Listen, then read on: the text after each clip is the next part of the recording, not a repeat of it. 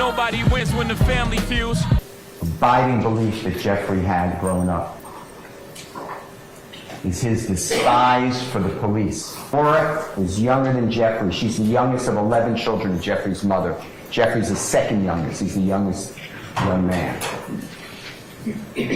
Those two, Dora and Jeffrey, have the same father. None of the other 11 children of Jeffrey's mother share the same father. And Dora and Jeffrey would be driven, get pizza, by their dad, and constantly. The car would be stopped for a window tint violation, a failure to maintain a lane, failure to use a turn signal, illegal left turn. His father would be handcuffed and sat on the curb, Jeffrey and Dora on the other side of the curb, the police rummaging through the car, saying, if we find anything, these kids are going to defects custody. So, as a juror, what can you do to tell the state, we're not going to be distracted. We don't need to listen to filler. You come back at the end of this with a not guilty for regardless Ryan. You tell them we do not want to waste our time on fillers. We just want to get to substance.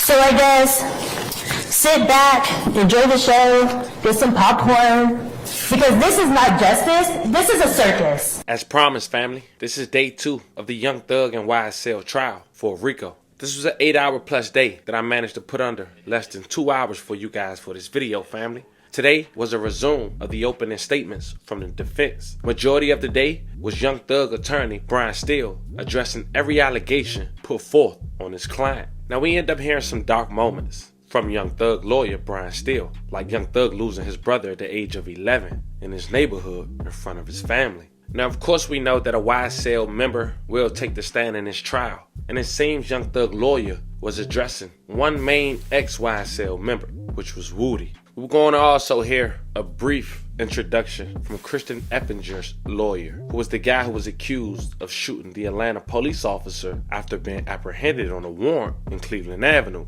Not to mention, we're going to briefly hear the opening statement for Yak Gotti's lawyer, a close friend to Young Thug and a member, allegedly, of YSL. So before we go over this one, remember, I don't give you no angle. I just give you the story. So with that being said, make sure you like, comment, and subscribe. We're going to jump right to it. November 28th, 2023, day 2 of the YSL Young Thug RICO indictment. Brian Steele was the first to address the jury. Check it out.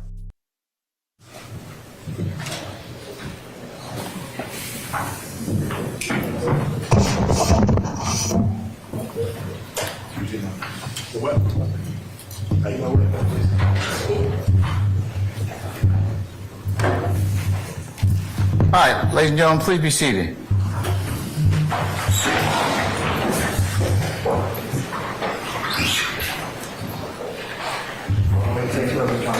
All right, thank you, Sergeant Ingram. All right, members of the jury, good morning. All right, y'all sound good. You ready to get started? Okay, all right, without further delay, Mr. Steele, you ready to make your opening statement, sir? Yes, sir. All right, then go ahead.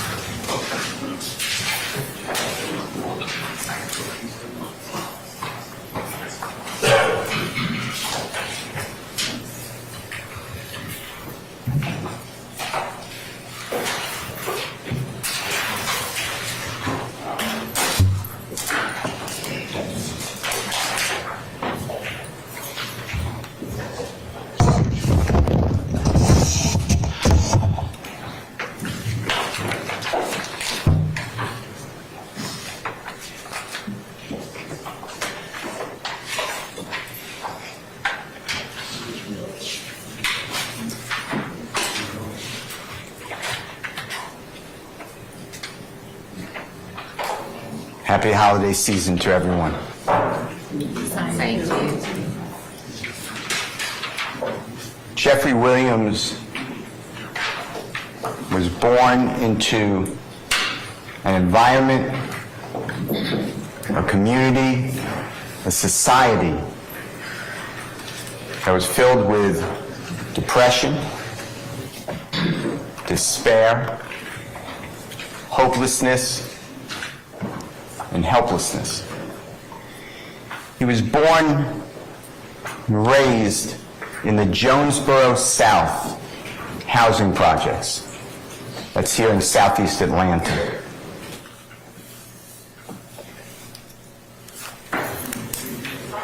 It's a very small 3-bedroom apartment. He lived with his 4 brothers in one of the small bedrooms. His 6 sisters lived in the other small bedroom, and his mother lived in her small bedroom. In the wintertime, it was freezing. In the summertime, it was scorching,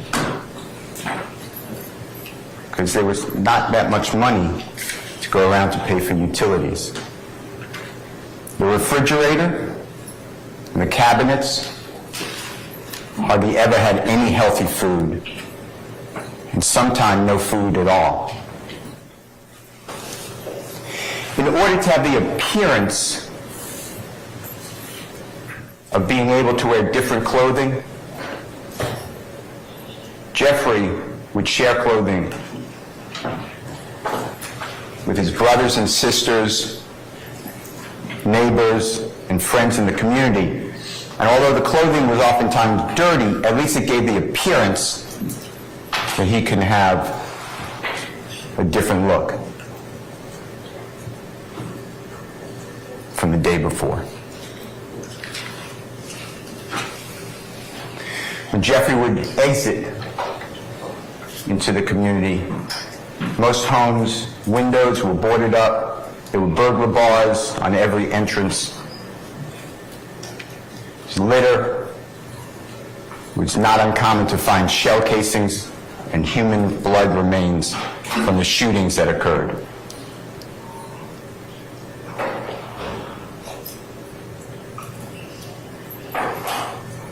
There was glass on the ground from the broken window of the cars. The cars are gone. In this environment of severe poverty, severe crime,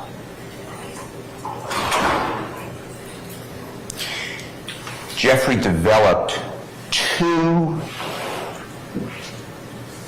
deep, embedded beliefs about our criminal justice system.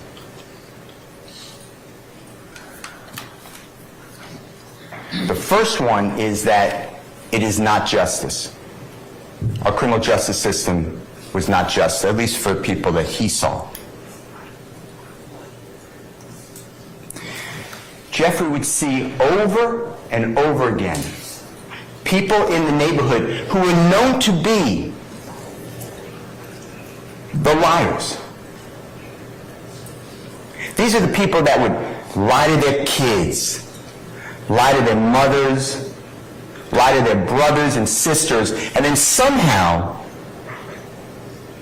those people would be used by prosecutors, allowed to come before judges. And they would have reduced charges, reduced prison sentences, reduced probationary sentences, no charges at all, on their oath that they come in the courtroom to tell the God's honest truth. Your Honor, You have an objection, ma'am? I have an objection. What's your basis? Your Honor, I'd rather approach and not speak it out loud in front of the jury. It will take 1 second. All right. Thank you. If I put your listen device on, please.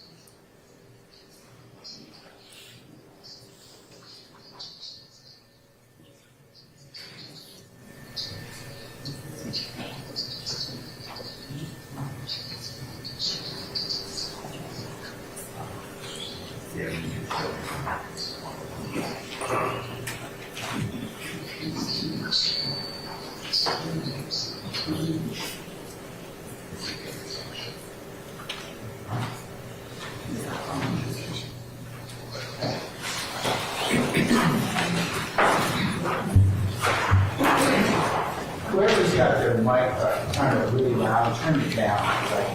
Okay?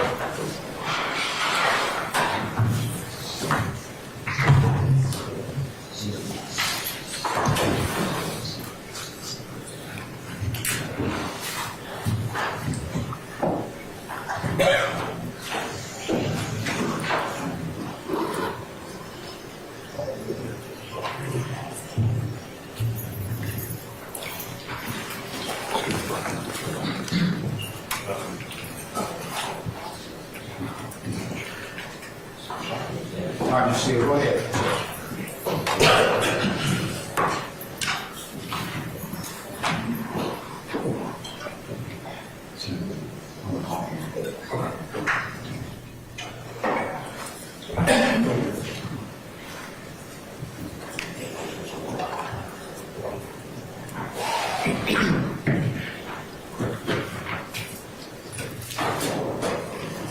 Jeffrey learned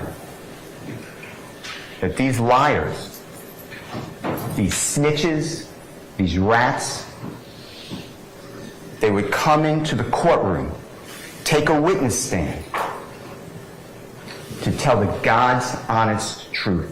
They were still the same liars. And they would testify against people accused of crimes. Jeffrey thinks that the entire justice system is corrupt. It should be blown up. And everybody who feeds into that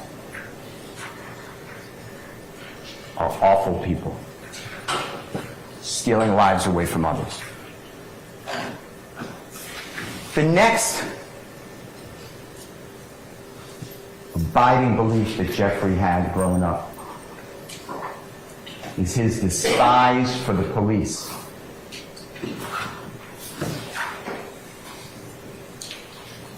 He would see people walking on the streets. This could be an adult, teenager, a child. Wearing their backpacks, holding a football, bouncing a basketball, and the police just swarm in. They're aggressive. They search the backpack. They throw the football over the house. They kick the basketball down the road. It got to the point when people saw the police coming, they just ran. It's different experiences in different parts of America. It's different experiences in different parts of Atlanta. Jeffrey would be driving with his sister, youngest sister Dora. They're about a year apart. Dora is younger than Jeffrey. She's the youngest of 11 children of Jeffrey's mother. Jeffrey's the second youngest. He's the youngest young man. Those two, Dora and Jeffrey, are the same father. None of the other 11 children of Jeffrey's mother share the same father. And Dora and Jeffrey would be driven, get pizza, by their dad, and constantly. The car would be stopped for a window tint violation, a failure to maintain a lane, failure to use a turn signal, illegal left turn. His father would be handcuffed and sat on the curb, Jeffrey and Dora on the other side of the curb, the police rummaging through the car, saying, if we find anything, these kids are going to DFACS custody. That's how he grew up. But what really solidified Jeffrey's distrust for the police happened 3 days before his 9-year-old birthday. Jeffrey's born on August 16th of 1991. We are now August 13th of 2000. Jeffrey's older brother, they called him Beanie, He was 20 years of age, 11 years older than Jeffrey. He's shot in the chest. He collapses outside, not far from Jeffrey's apartment. The neighborhood comes out. Jeffrey and his family come out. They're praying over Beanie. It's going to be okay. There's help on the way. 911 was called. And what seemed forever, when the police finally did arrive, they didn't go immediately to Beanie. They had to push back the crowd. Jeffrey's mother was hysterical. She was screaming for her child to survive. The police handcuffed Jeffrey's mother, put her on the ground. And when they finally went to Beanie, put a sheet over his face,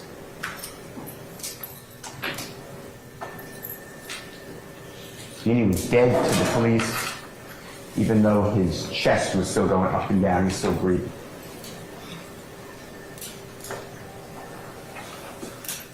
The Jonesboro South housing projects were closed by the city of Atlanta in the year 2007. Jeffrey's now 16 years of age. His family was displaced. They were scattered. Most of them, not all of them, reunited and are now living in the Cleveland Avenue area.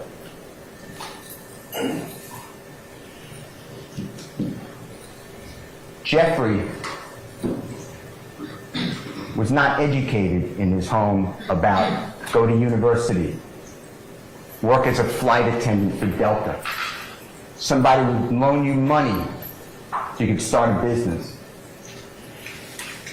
Jeffrey believed that the only two ways he can break the generational hopelessness and despair for his family, himself, and he wanted to break it for as many people as he could who were in this struggle, was to be a professional athlete or an accomplished musical artist. Jeffrey chose the latter. And from that day forward, every week, every month, every year, to this day, Jeffrey practices to make himself a better musical artist. In Jeffrey's neighborhood,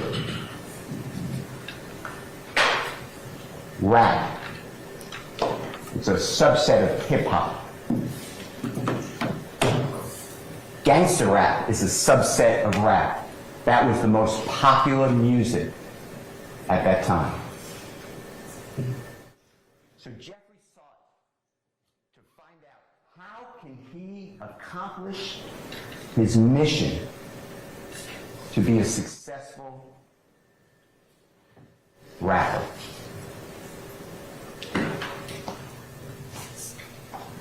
So he had the internet. They were poor, but they had phones with the internet. So he would Google and look up and get on social media every accomplished rap artist and see what made them special. And Jeffrey would listen to beat after beat after beat. These are billions of musical chords that he listened to. And he tried and he forced himself to be able to speak fast within the beat and rhyme words. Jeffrey can't sit there and write out the words. He doesn't spell well. But he can listen and learn and look up what words mean, or just make up words to put them into the beat. And Jeffrey studied two rap artists particularly. He idolized a gentleman named Dwayne Carter. His performing name is Little Wayne. Jeffrey also idolized Tupac. And Jeffrey looked at what is Little Wayne doing that's making him so successful, because Little Wayne is right before Jeffrey. He is born on September 27th of 1982. He's 9 years older than Jeffrey. And Lil Wayne, by the time that Jeffrey came along, has exploded. He is a superstar. And Lil Wayne changed the culture. It was more than just the sound of the music. Now, Jeffrey studied Lil Wayne so much, he sounded like Lil Wayne. You're going to hear witness after witness that Jeffrey sounded just like Lil Wayne. But Jeffrey realized that Lil Wayne had a following, a fan base, and people who dressed like Lil Wayne. It used to be that rappers wore baggy pants, big uniforms from teams. Lil Wayne changed it. He wore proper fitting pants. Lil Wayne tattooed his face. He's the first one. Jeffrey has tattoos on his face.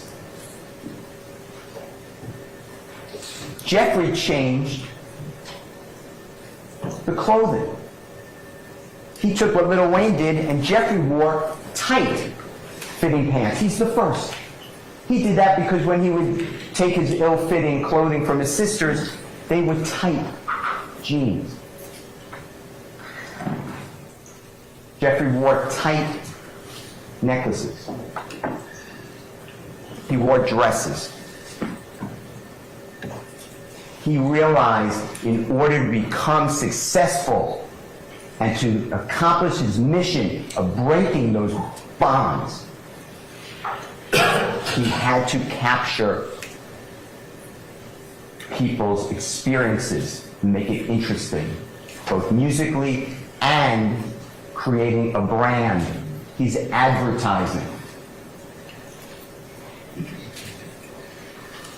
Jeffrey was called Little Jeff.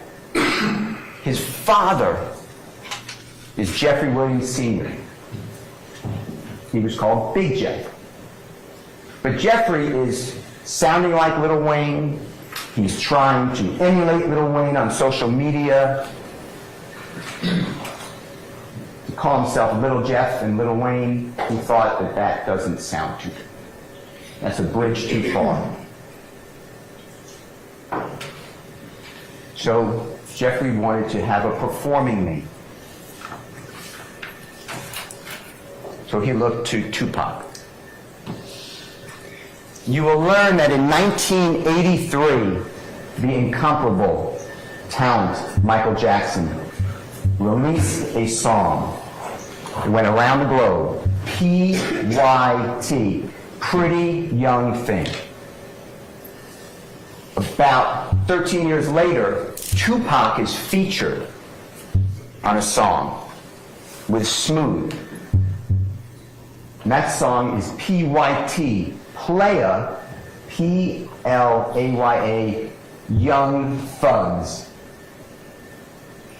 And on that song there's a repeat of words.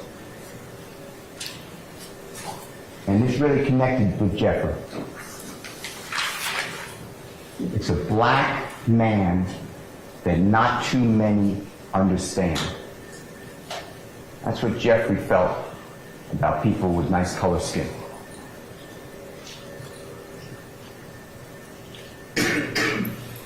Jeffrey had interest in women, but he never considered himself a player. A player to Jeffrey was somebody who had the girls kind of coming at them at all times. Jeffrey wasn't like that. Jeffrey was shy. He was really tall and really skinny. He was malnourished. His teeth were rotten. There was no money to go to a dentist. And all the sugar from the candy that he ate to keep substance in his body rotted his teeth. So Jeffrey would speak by covering his teeth with his lips or often speak like this, with his hand or his arm over his teeth, because he had low self-esteem. He was made fun of and bullied growing up. So he got rid of the player. That was not going to work for him. But he kept the young thugs. He got rid of the S, and he became a performer, young thug. And from that day forward, he insisted everybody call him Young Thug. On every type of tweet, Facebook, social media of any kind, on any records, he refers to himself as Young Thug.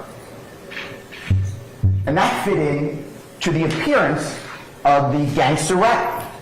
Because most people think about a thug as a criminal.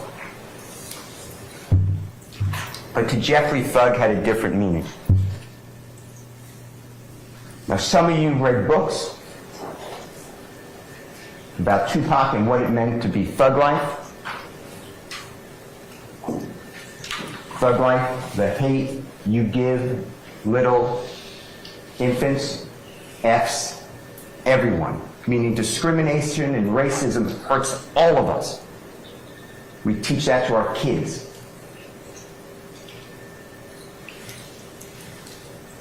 That was not what thug meant to Jeffrey. Thug meant and means to Jeffrey something very personal. It was his pact that if he could ever make it as a musical artist and help his family, himself, and his many others out of this endless cycle of hopelessness, he would be truly humble under God. That's what thug means.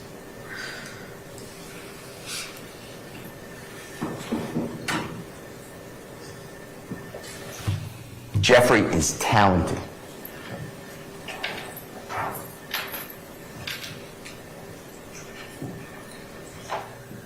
He worked so hard, he'd outwork everyone. He would stay up all night after night trying to rhyme words, put him to beats. When he had time and the opportunity to go into the studio, he wouldn't leave. He is a prolific creator of music. The neighborhood realized his talent. He was the best rapper in the neighborhood. So Jeffrey was invited to the underage clubs to perform. And he would be the introductory entertainer. He would be able to perform 5 or 10 minutes, $50, get paid $100 sometimes. He's about 17 years old, 2008, 2009. When Jeffrey would leave the establishment, he'd get robbed. And the money was gone. And that money may not be a lot of money to some of you in 2008 or 9, but to Jeffrey, it was food. It was meals for him and his family. The next time Jeffrey went for an event, he did not get armed robbed. There was a man in the community who was a man of influence in the community. He was allegedly the leader of Raise on Cleveland, the supposed gang, rock crew. He was supposedly the leader of the Bloods in that area, in Cleveland Avenue. His name is Quentin Porter. Goes by Boo or Big Boo. And when Jeffrey comes to make the performance, he's no longer there for 5 or 10 minutes. He is the lead performer. He's going to go last. As the time went on, the neighborhood got behind Jeffrey. The rock crew, the Bloods, the whole neighborhood. They would put up signs on the post, come out tomorrow night.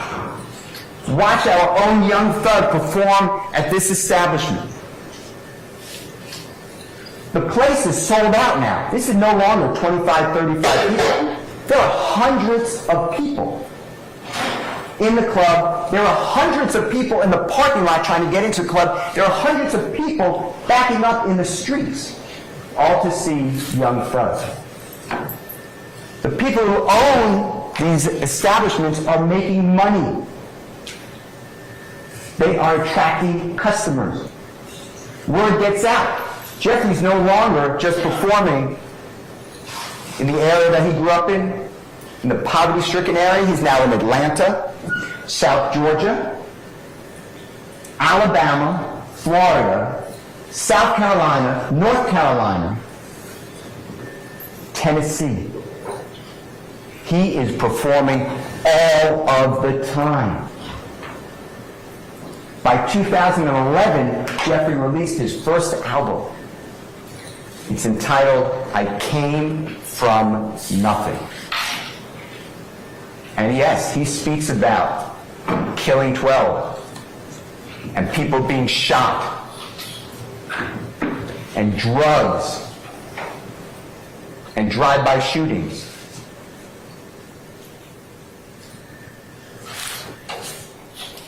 This is the environment that he grew up in. These are the people he knew. These are the stories he knew. These are the words that he rhymed. This isn't a ballad or a book. These are phrases in a song. And whatever the listener takes from it, you will learn that's what the song means. This is art. This is freedom of speech in America. As the years go on,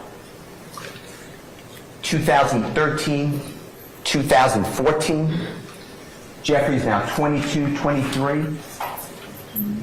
It's unbelievable. He has 3 hit songs that are going around the world. Stoner, Danny Glover, and Lifestyle. He is making music videos professionally. He is working with some of the biggest artists in hip-hop. It worked. It's unbelievable.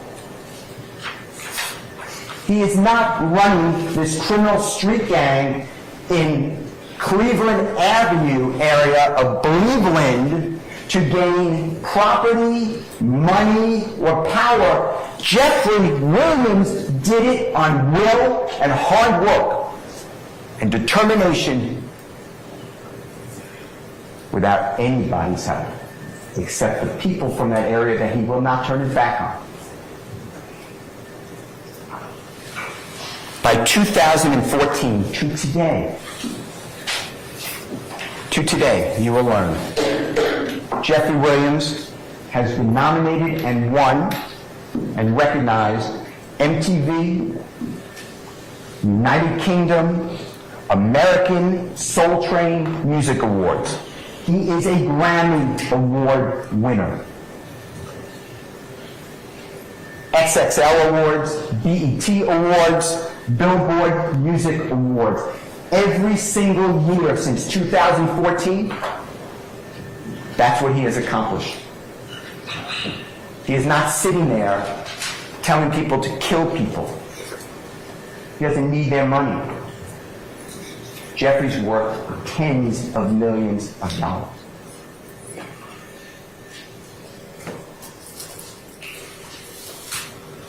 Jeffrey has been a sponsor for Puma, Calvin Klein, He had been featured on the cover of Rolling Stone magazine, GQ magazine, XXL magazine, Paper magazine, Complex magazine, Variety Interview magazine. He is at the top of his craft.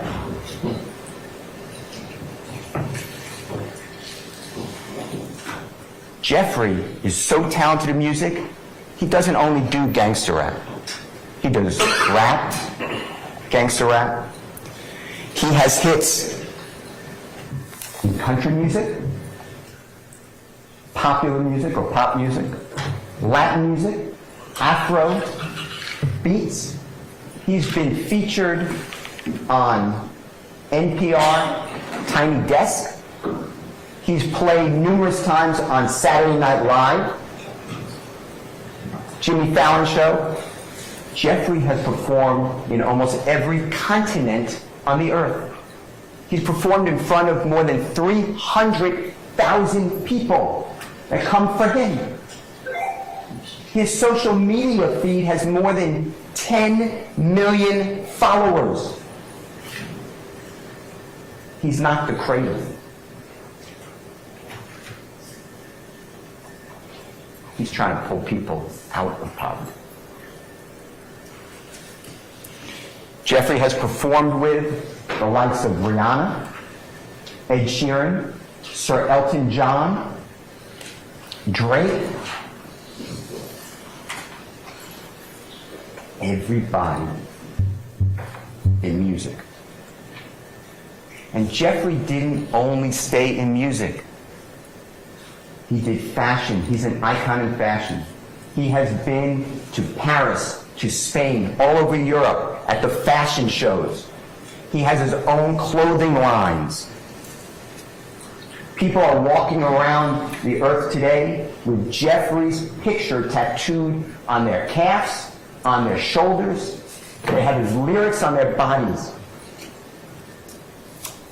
YSL,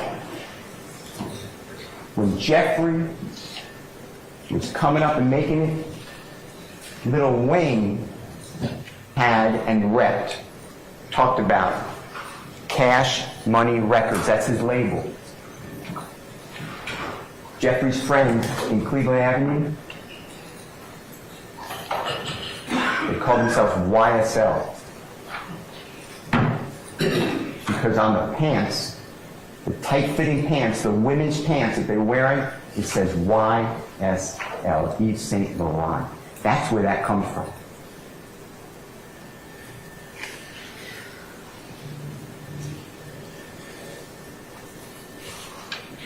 Ladies and gentlemen,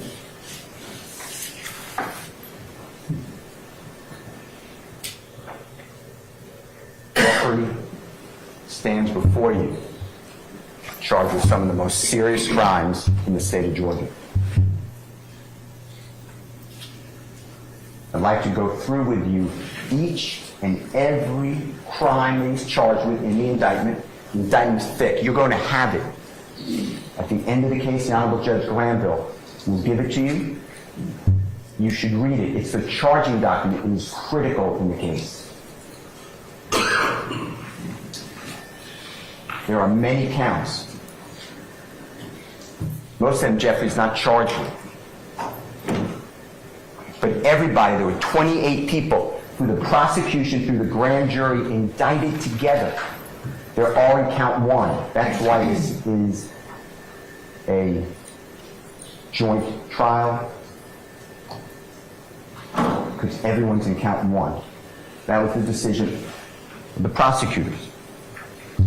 You will learn that Jeffrey doesn't even know most of the people in this indictment. He doesn't know them. They all know him because everybody in that area knows Jeffrey Williams. He is known as the Michael Jordan of that area. And he didn't get out and stay away. He tries to come back and give people hope because he knows what it is to be depressed, hungry, and have nothing going for you. The first count is a RICO conspiracy. And the supposed objective that the prosecution charged is that Jeffrey, along with others, had a meeting of the mind. They had an agreement. They have an agenda together.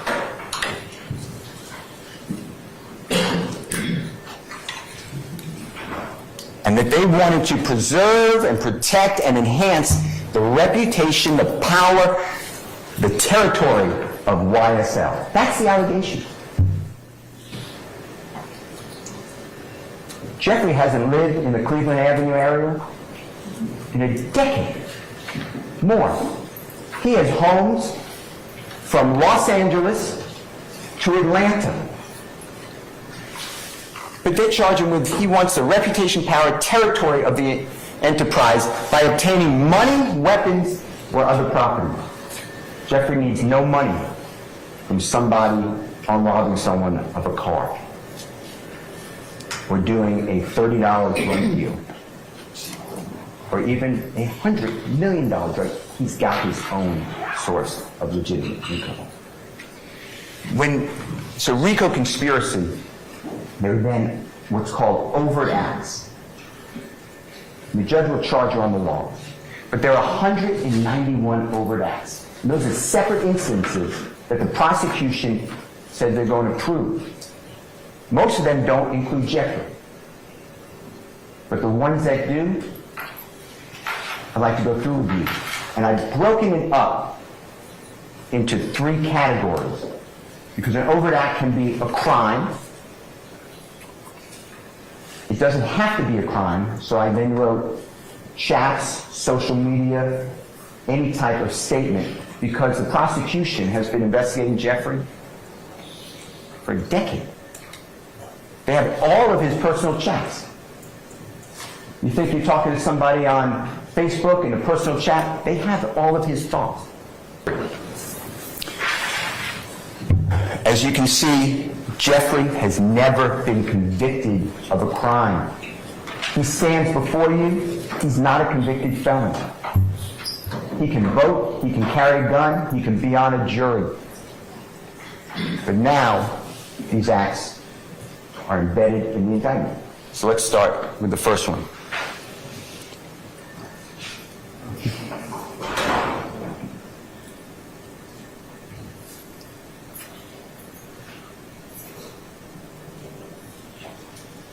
So this is September 9th of 2013. Jeffrey just turned the age of 22.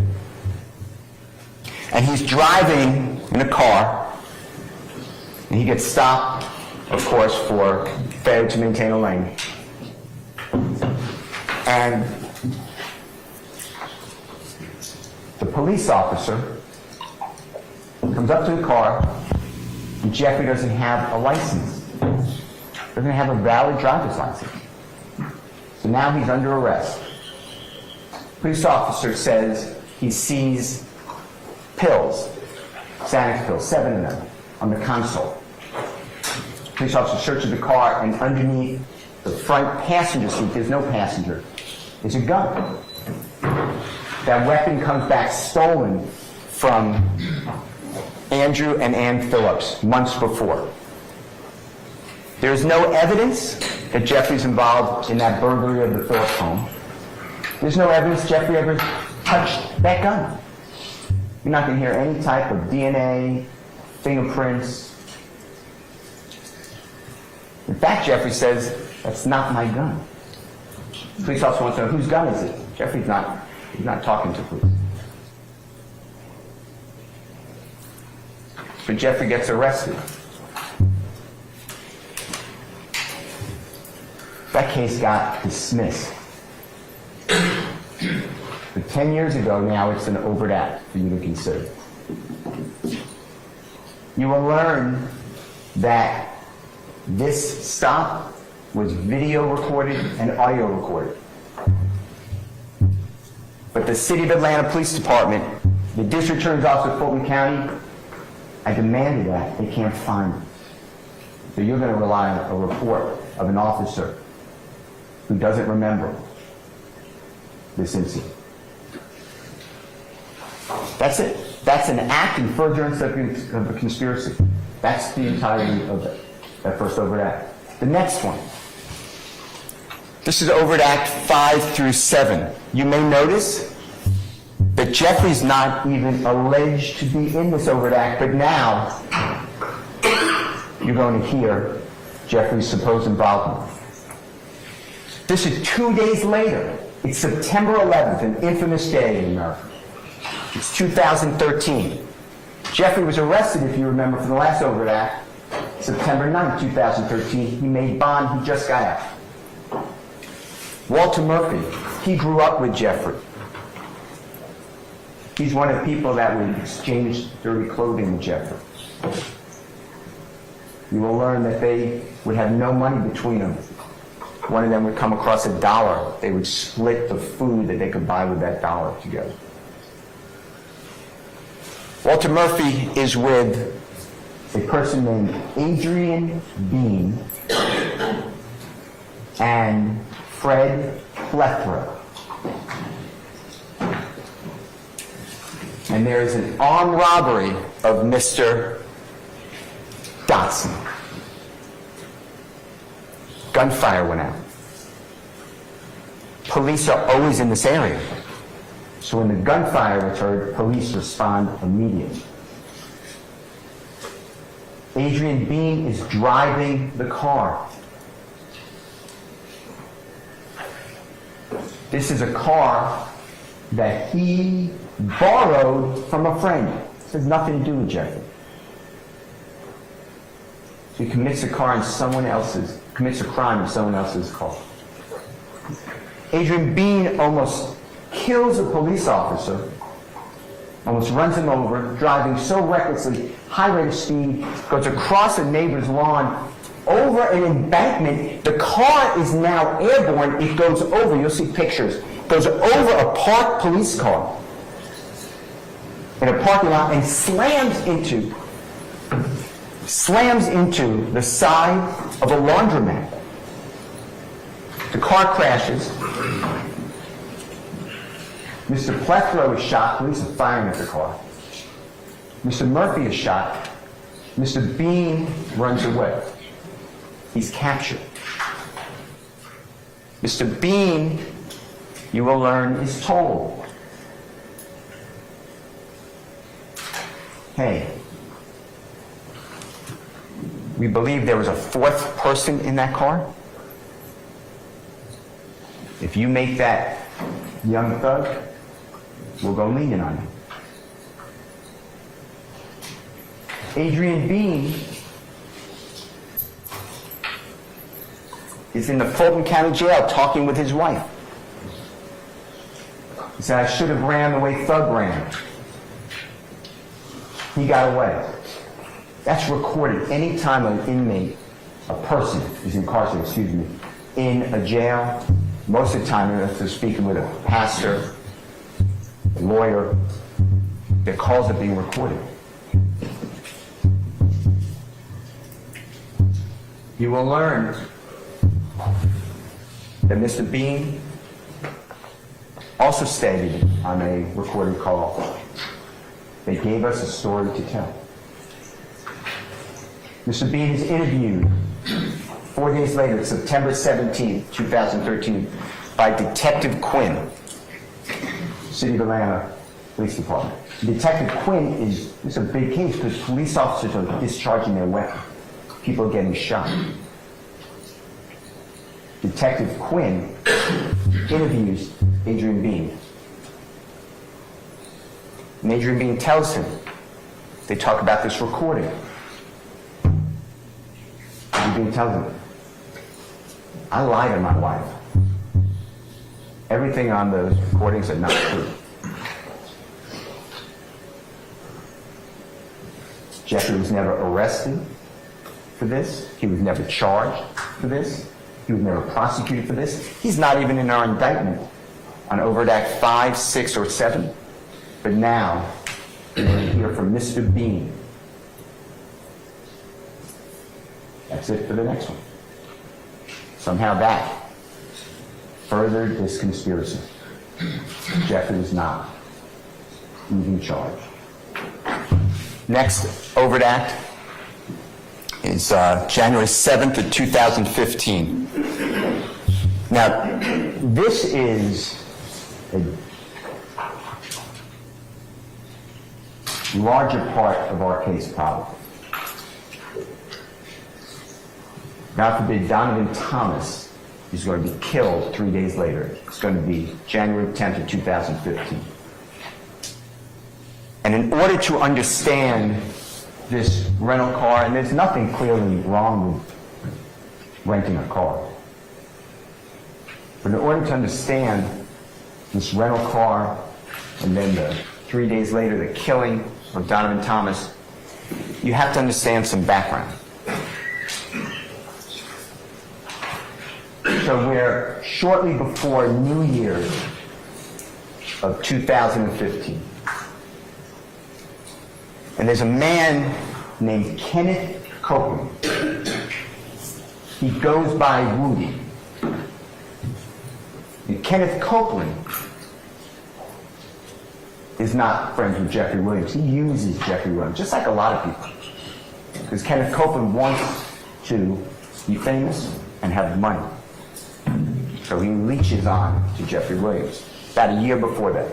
Well, Kenneth Copeland is a criminal. He is a notorious criminal. In fact, you will learn that he was ranked one of the 10 most violent people in Georgia by the federal prosecutor here in Atlanta. That is Kenneth Copeland. Kenneth Copeland breaks into cars. He steals the property they're in. Donovan Thomas is the head of a gang called IF, Inglewood Family. Donovan Thomas and Jeffrey are friends. Jeffrey's friends with everybody. It promotes him. And Jeffrey tries to help other people at the same time. Kenneth Copeland breaks into Donovan Thomas's car. And he takes his expensive chain, Donovan Thomas's wallet, his driver's license, and Donovan Thomas's cellular telephone. Donovan Thomas calls his cellular telephone. Kenneth Copeland answers the call on Donovan Thomas's phone. Kenneth Copeland changes his voice, tries to disguise his voice, but Donovan Thomas knows it's Kenneth Copeland. Donovan Thomas has people on the street. And he tells Kenneth Copeland, "You have my stuff. I'm coming to get it back." And Kenneth Copeland says, "Yeah, I'm glad you called me. Because one of my partners had your stuff. I realized it was yours, so I got it for you for safekeeping. No problem."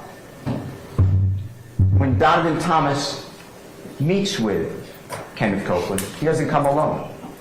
He comes with 2 other people, and they display guns. Kenneth Copeland's not alone.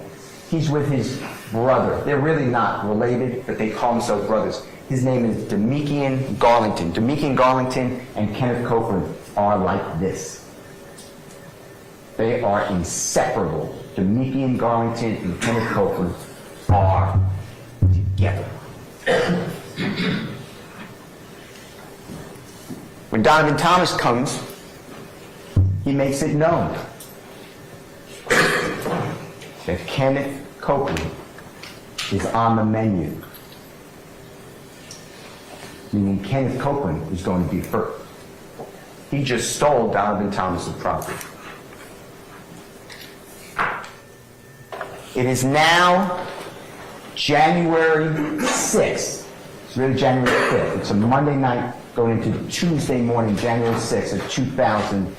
and 10. It's going to be the day before this first rental car. And Kenneth Copeland is with a lot of people. Jeffrey's there.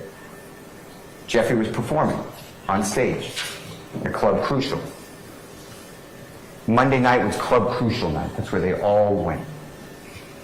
And Kenneth Copeland goes in the back, in the kitchen area, and he's met there by a man named Kelvin Watts. He goes by Shell Kel, and who's a half-brother of Donovan Thomas, and other people who are affiliated with Donovan Thomas, and Kenneth Copeland gets beat.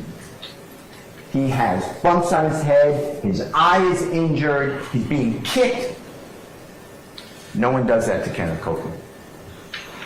Kenneth Copeland's the person who puts the bumps on the head, injures the person, kicks him. Kenneth Copeland's mad. And you will learn that Kenneth Copeland then went on a mission. He went to every place that he knew that Donovan Thomas or one of his brothers or friends were, or family members, and he would shoot at them with his weapon.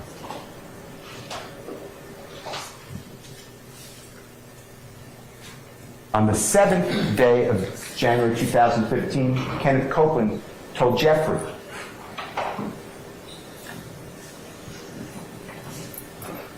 I'm going to be with my child just born. The mother of my child, her name is Miss Quarterman. And I don't want to be driving around in the typical car I drive around in, Dodge Charger. Can I use one of your rental cars? Jeffrey does this for everybody. People need to take someone to a doctor. People want to go out of the state. They don't have transportation. He rents cars all the time. Jeffrey says, yeah, there's a rental car here. It's a Corvette. Kenneth Copeland says, that's a two-seater. My child has a baby seat. That's too small. Jeffrey rents a car at the Atlanta airport on the evening of January 7, 2015, along with Kenneth Copeland. After they drop off the Corvette, the same location. This rental car's in Jeffrey's name. When they leave the rental car location, Kenneth Copeland wants to pick up his brother, D'Amica in Garlington. And after Jeffrey is dropped off, Jeffrey does not see that Infiniti vehicle until after killing him. Infiniti vehicle, that rental car, is in the possession, the control of Kenneth Copeland that whole time.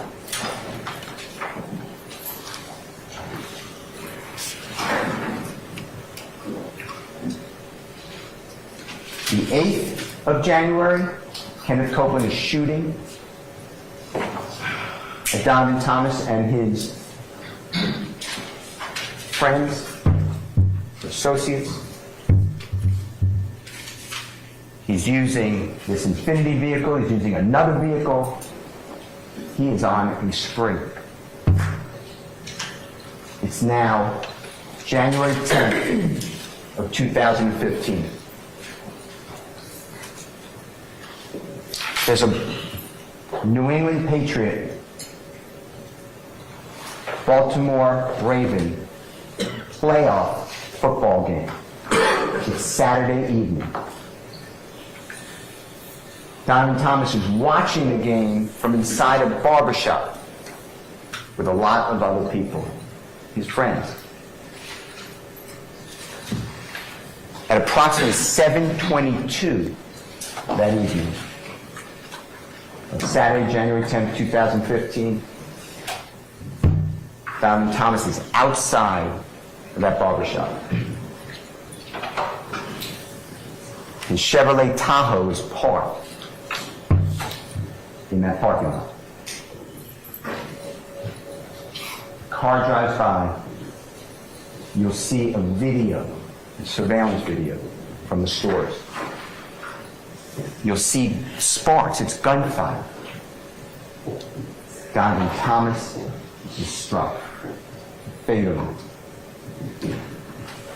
The EMTs try to save him. He's taken to Grady Hospital, surgery after surgery, and he leaves us. 2 other people were shot as well, but their injuries were not fatal.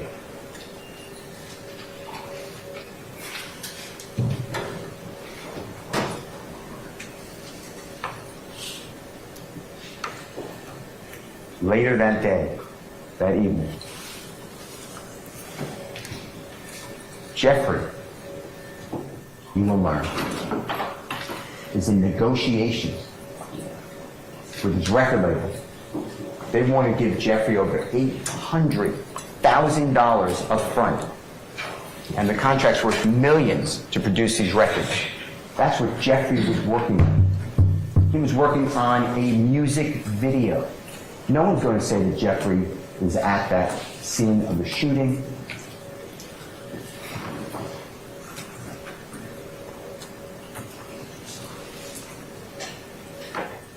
But later, Kenneth Copeland, when he's arrested, he tells the police lie after lie after lie after lie. Kenneth Copeland says Jeffrey Williams was involved in that shooting. Although Kenneth Copeland says, I don't know anything about it, I'm just telling you what I heard. Kenneth Copeland's one of those liars in the neighborhood that everyone knows, that becomes a witness, swears to tell God's honest truth. You will learn that after the shooting of Donovan Thomas, his associates did not take that well. Immediately, word on the street is that Kenneth Copeland, Woody, is responsible. Kenneth Copeland, it's now after 10 p.m., it's hours after shooting. He's then at Jeffrey's home, along with a lot of people. They're all scared they're going to be killed. They're all telling, I had nothing to do with it. Jeffrey, you will learn, is friends with Donovan Thomas. Jeffrey puts Donovan Thomas in his music videos. Donovan Thomas invited Jeffrey just recently to come into his neighborhood to shoot a music video with him in it. Jeffrey's not happy. He is sad.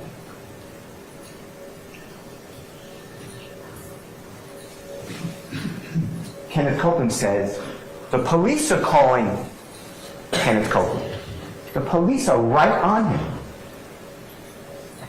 And you will learn, and it's on recording, that Kenneth Copeland goes into the police station later that morning, so it's a very early morning hours, January 11th of 2015, and he's with Detective Thorpe. Detective Thorpe is recording this.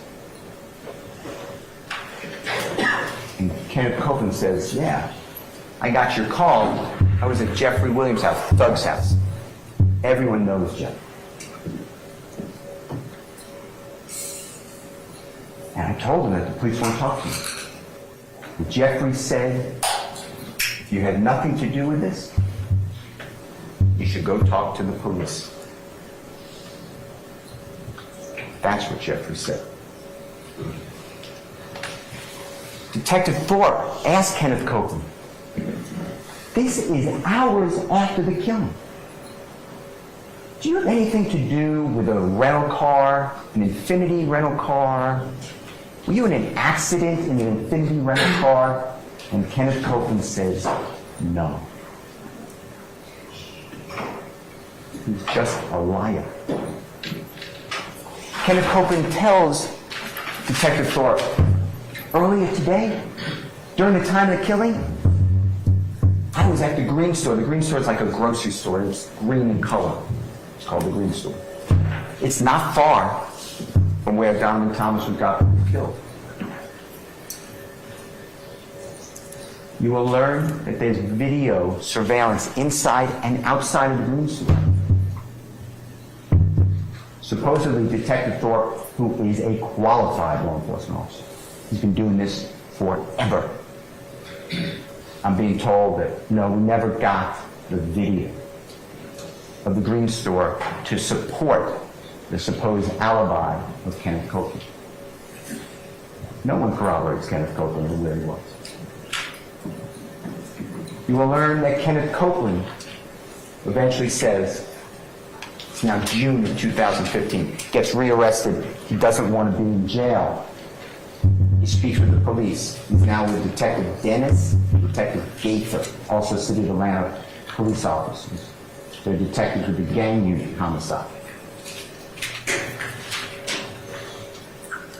Kenneth Copeland says, oh yeah, the night of the killing, Donovan Thomas, I wasn't involved. But I saw Jeffrey Williams. He's at the McDonald's on Cleveland Avenue. I saw him with all these other people. And then I followed him to his home. It's about 8 o'clock at night. There are videos at the McDonald's. They don't have any video. They never bother to get any video. We even try. But we have phone records. And phone records can show that they're not GPS. This is not like you're within 5 feet of this area. You call E911 or something. But it gives you range. Maybe 1.5 miles, maybe more.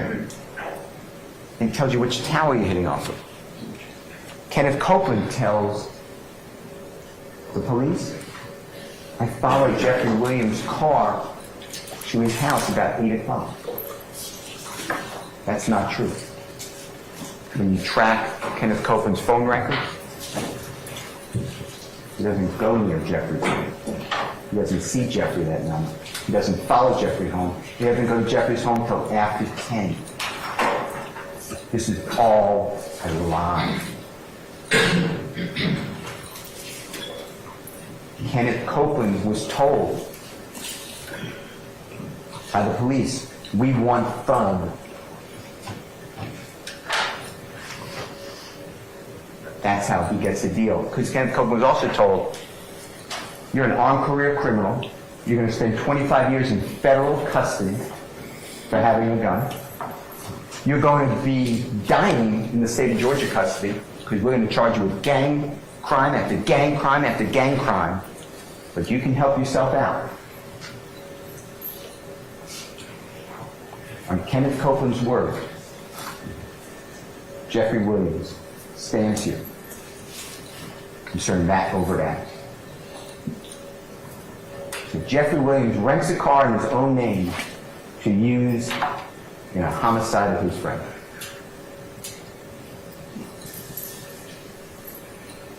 Kenneth Copeland, Antonio Sledge, they're all at Jeffrey's home, and they're all scared. They're saying, Donovan Thomas and friends are going to kill us. They think we're involved. Jeffrey gives money to Antonio Sledge so he and his family can get a hotel room and not suffer a potential drive-by shooting. Because Kenneth Copeland said they're all going to be killed. Kenneth Copeland made them all supposed targets by the IF gang. Kenneth Copeland, Shannon Jackson, Demonte Kendrick,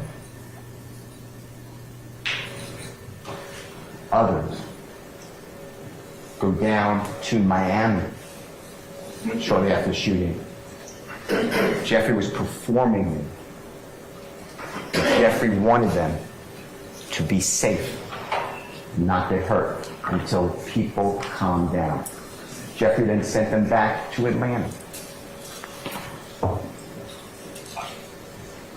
Jeffrey then went on tour because you will learn by March, April 2015, Jeffrey did his first nationwide tour.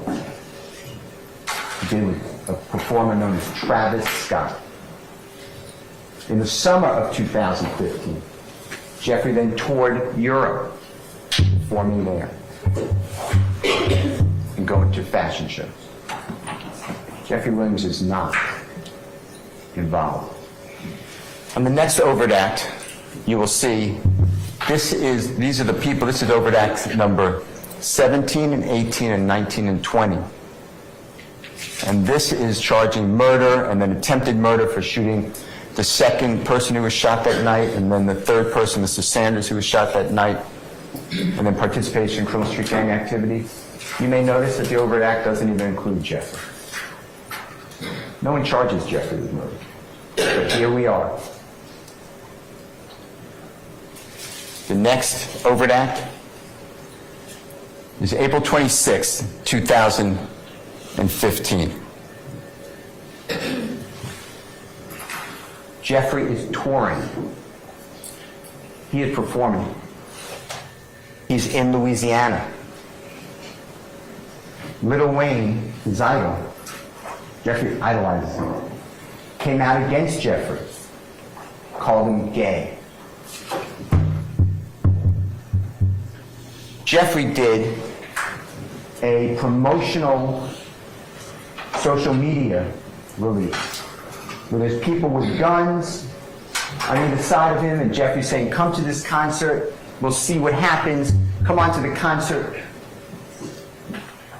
Jeffrey was told to do that video and release by his management team. Because when Lil Wayne says don't listen to his music, that impacts him. Lil Wayne is bigger than Jeffrey Williams at that time. So this creates interest in fans. You will learn that this is part of being involved in hip-hop or rap. There's all these battles going across social media. It generates interest, much like the NFL have rivalries with the Saints and the Falcons, and how much they hate each other. It is generating advertising. It's branding. Jeffrey is in Louisiana. Here in Atlanta, Lil Wayne has a tour bus, and he performs a concert, and his tour bus was fired and struck. There's zero evidence Jeffrey's involved. Zero.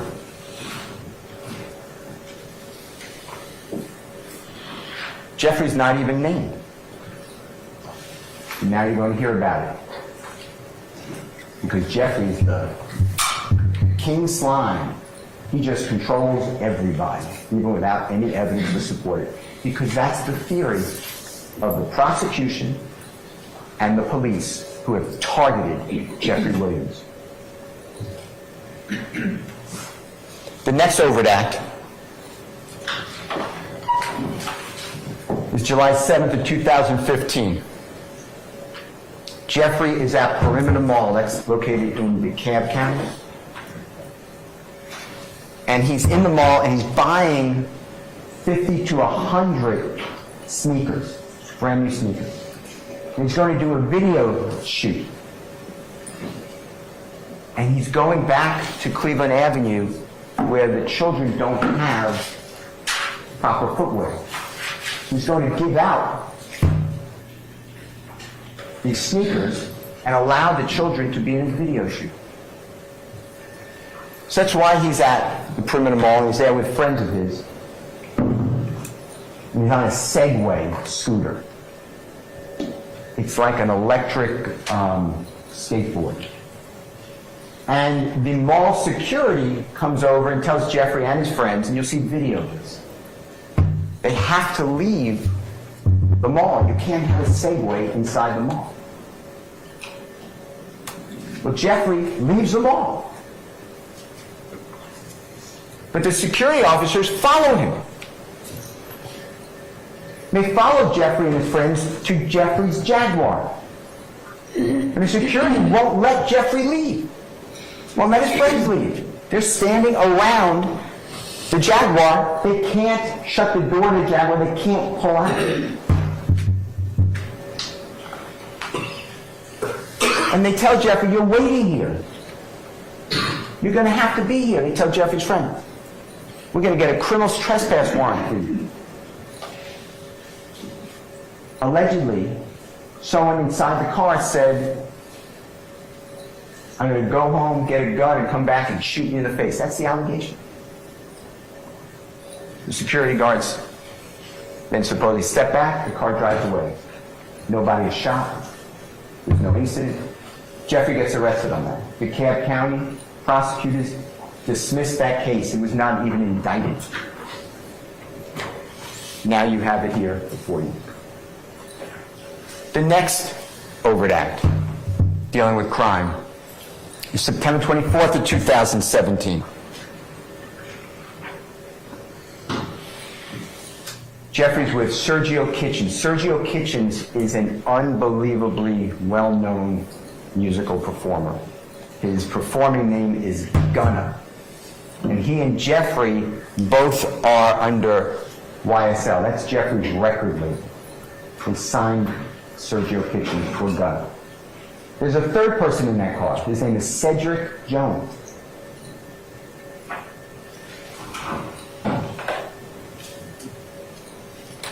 The car is going to Peachtree DeKalb Airport. He gets pulled over for a window tint violation. The officer gets Jeffrey out of the car in handcuffs, Sergio Kitchens out of the car in handcuffs, Cedric Jones out of the car in handcuffs. Police search the car. They find in the car supposed methamphetamine, supposed hydrocodone, marijuana, and a stolen firearm. Jeffrey was on his way to perform at the Jimmy Fallon show that night.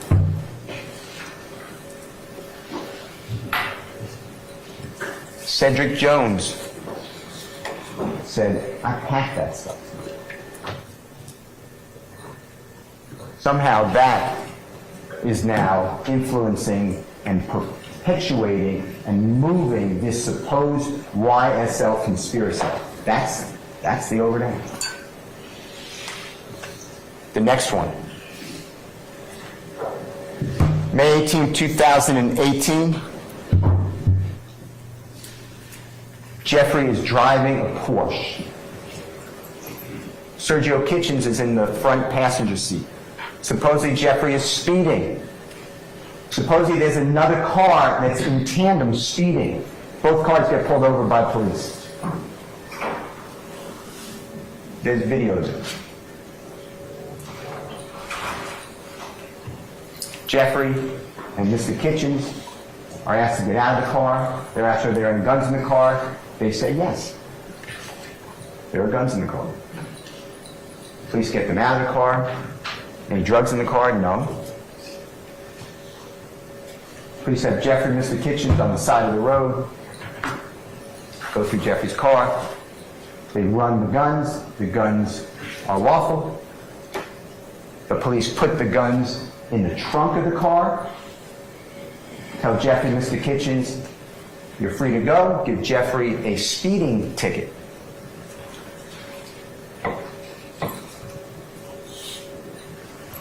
Jeffrey's driving away. He stops the police. Inquires about what's going to happen with the other gentleman in the other car. Police say, no. You're going to jail. They have in the car weapons, 30-round magazines. It's not in Jeffrey's car. There's going to be zero evidence that Jeffrey put those guns in the car, knew those guns were in the car, had anything to do with them. That's your overt act.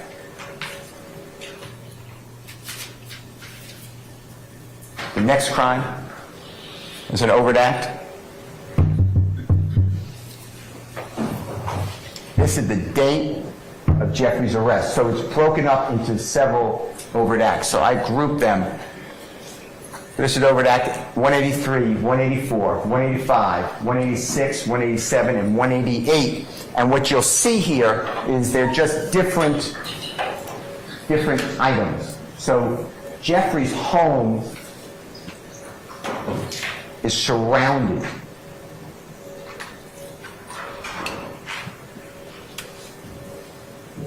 on March 9th of 2020 by law enforcement. Law enforcement has tremendous military power.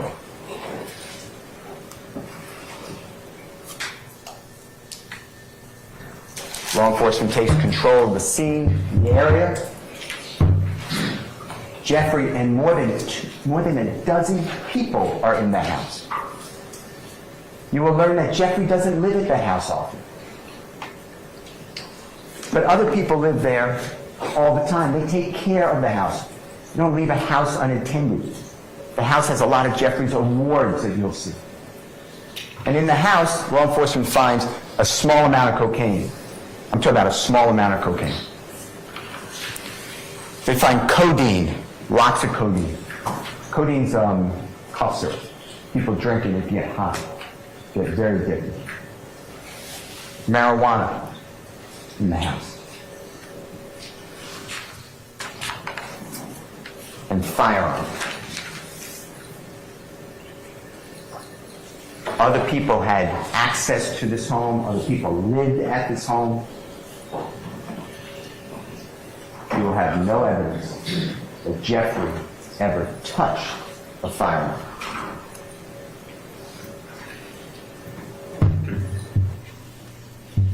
Those are the overt acts involving Jeffrey. And somehow that furthered this conspiracy to create territory and property and money and respect and reputation. The next series of overt acts deal with videos that are released on the internet, photographs on the internet, chats. These are not released on the internet. The chats are personal. So this is when you really know what Jeffrey's talking with people, and then conversation. So the first one is November 3rd, 2014. That is Jeffrey in the red sweatshirt. That is Mr. Copeland. That's Kenneth Copeland, Woody, in the white sweatshirt. And they're wearing different colors. And the RG is Rich Gang. That is a musical gang, a musical artist. Rich Homie Quan, a man named Brian Williams, Birdman, Jeffrey Williams. They had lifestyle that went across the world. Success. And Jeffrey is holding up his fingers.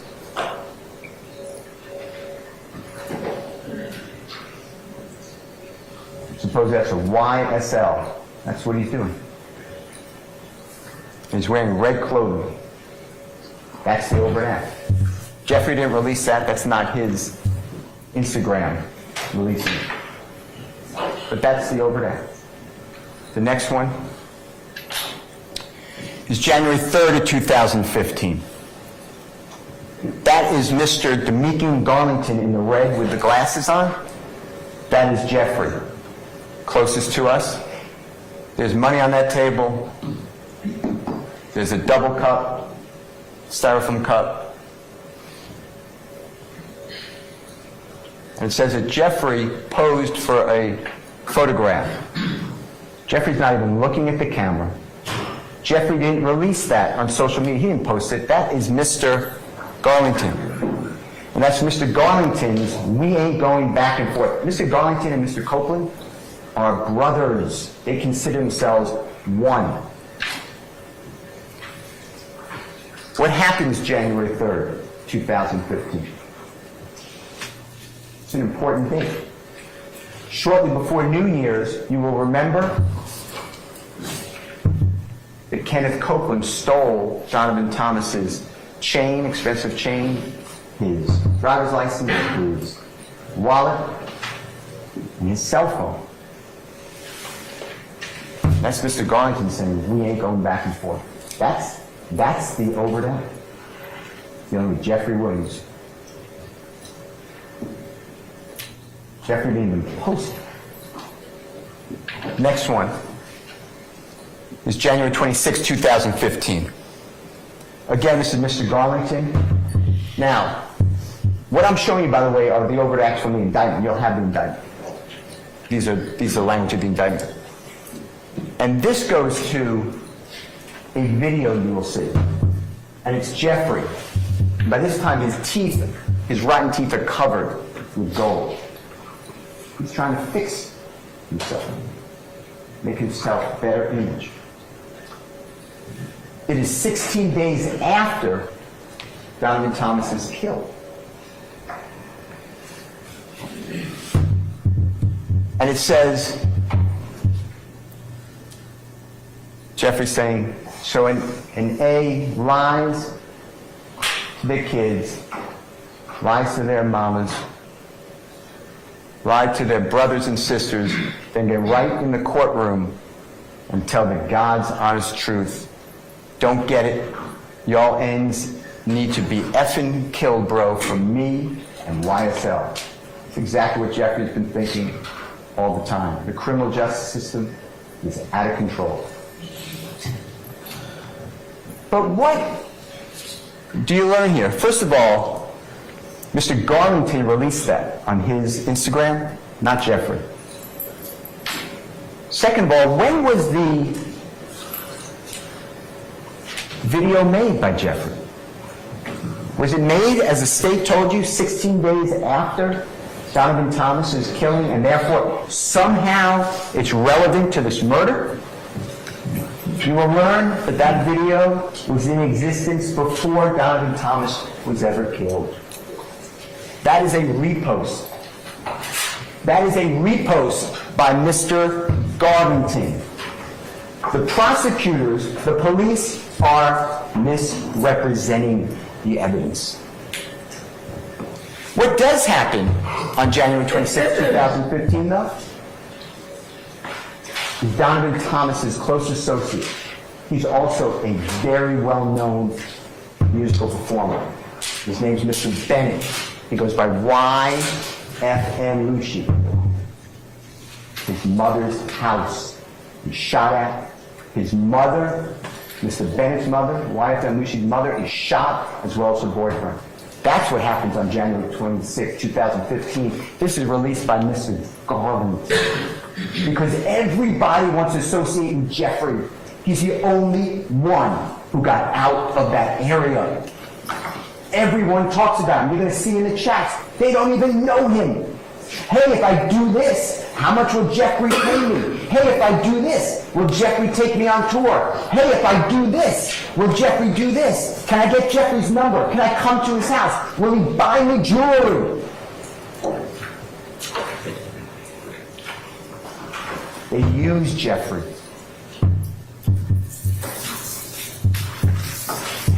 This has nothing to do with Donovan Thomas.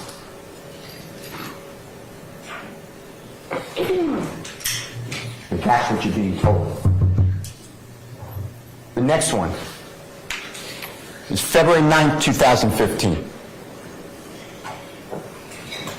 Jeffrey is in a car. You'll see the video. He's singing. He's singing. And he's making signs with his hands that the prosecuting police say are gang signs. I can make gang signs. This is America. I can speak favorably to the Bloods, to the Crips, to Donald Trump, to anybody.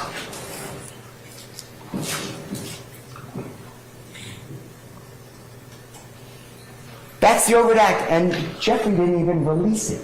This is on Mr. Garlington, who Mr. Garlington wrote, "You did 30.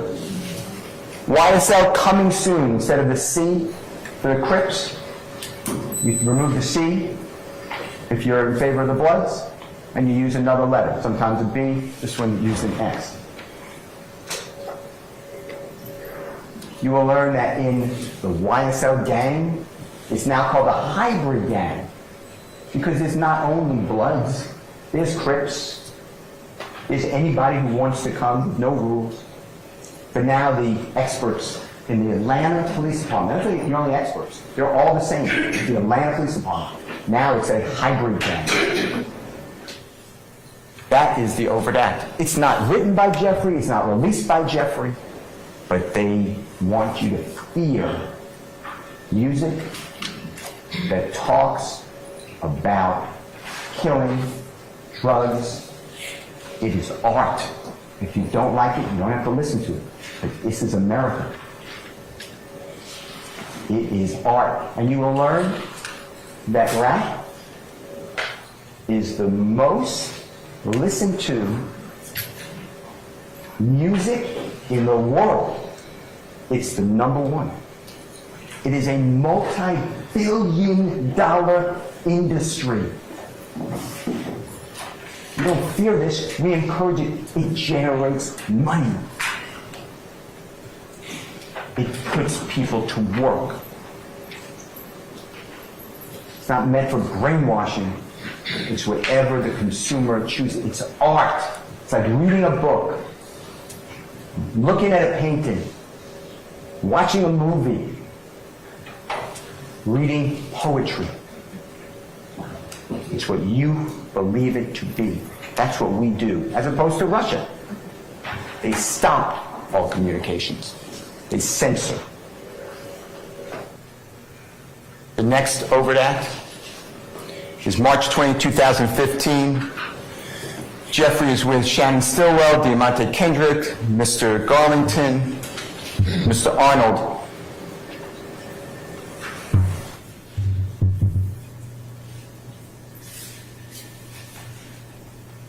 And they are using their hands to make signs. That's the overt act that furthers, that drives this conspiracy. That's it. Jeffrey didn't even release that photograph. Who releases it? Mr. Garland. Next. It's almost New Year's 2017. Antonio Sumlin also comes from the impossible life that Jeffrey was born into. He's with Jeffrey.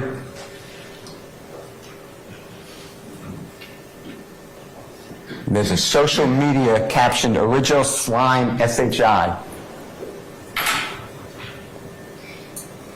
And Jeffrey's saying, "Murder Gang BIT." And holding up his fingers, his YSL, until we're dead and pale. That's the overt act. That's driving this conspiracy. The next allegation is August 8th of 2019. That is Mr. Bennett. He's a very, very, very prominent musical performer, rap, gangster rap. It's August 8, 2019. And this is Jeffrey's post. Jeffrey did post this. And he wrote, "YFN," meaning Mr. Bennett, "if I ain't like what you do for your mother and kids," and capitalized, "I would have been kill you." That's supposed to be this rival, this leader of the YSL, the King Slime, against Yak Gang. And here we go. What they don't tell you, but what you will learn, is the day before, Jeffrey released an album called "So Much Fun." And YFN Lucy criticized that album on social media. That it's awful. And what you also will learn is that in 2016, years before, YFN Lucy, he's not as high as Jeffrey. He does not have as much fan base or interest. He doesn't make the money that Jeffrey does. So YSL RICO does what all these rappers do, and they attach to somebody bigger to promote themselves. Jeffrey did that too. He did it with Lil Wayne. He did it with others. In 2016, Mr. Bennett, or YSL RICO, he released on social media that he has been having sex with Jeffrey's fiancée. So King Slime, all these years, this man saying that he sleeps with Jeffrey's fiancée goes unharmed. Nothing done. This is the post that Jeffrey says, and it's a real threat. If I didn't like what you do for your mother and your kids, I would have been killed you. It doesn't sound like too much of a threat. That's the over there. The next one is March 12th of 2020. Mr. Huey and Mr. Williams. Now, this is not social media. These are actually conversations that the prosecution subpoenaed from Google, or from Instagram, or from Twitter, or from Facebook. You get all of Jeffrey's statements. This is very invasive. And what happened right before this, and if you look at the date, this is right before COVID hit in 2020 in America. Sergio Kitchens has a dear friend, co-worker. He is a producer, an engineer, musical engineer. So Sergio Kitchen performs, this other person turns the music, the beats, makes it right, changes lyrics, does whatever they do. This producer or engineer's name is Chandler Durham. He goes by Turbo. And Turbo's car is stolen. And in that car are beats, lyrics that cannot be reproduced. They're the only copy. They're on in a hard drive in his car. The car is stolen. And it is alleged that Mr. Huey's friends or acquaintances or people that Mr. Huey knew took that car. Not that Mr. Huey did it, but that he knew who did do it, who has that property. And Jeffrey writes to him, if you don't take it back, he's going to die. Give back the property. You will learn that no one died. You will learn that the property was never given back. That is the real leader of this feared criminal street gang. He's ignored. That's it. That's March 12, 2020. The next one is February 4, 2021. Now this again is the personal chat. Trintavia Stevens, he grew up with Jeffrey. They exchanged clothing, dirty clothing. They went hungry together. And Wonnie Lee is also a up-and-coming musical artist that Jeffrey wanted to sign, but Wonnie Lee went to another record label. Jeffrey supports him to encourage his career. And this is February 4th of 2021. And what the indictment did by the prosecution through the grand jury is they put this together, and this is bad. I understand when you read it. Objection to your argument. Outstanding objection. This reads YSL rule the world, kid. 24M on an N head. Y'all just start bringing me the money. Man, y'all and stop playing with me. So when you read that, it sounds like there's a contract on someone's head. Kill him, start bringing me the money.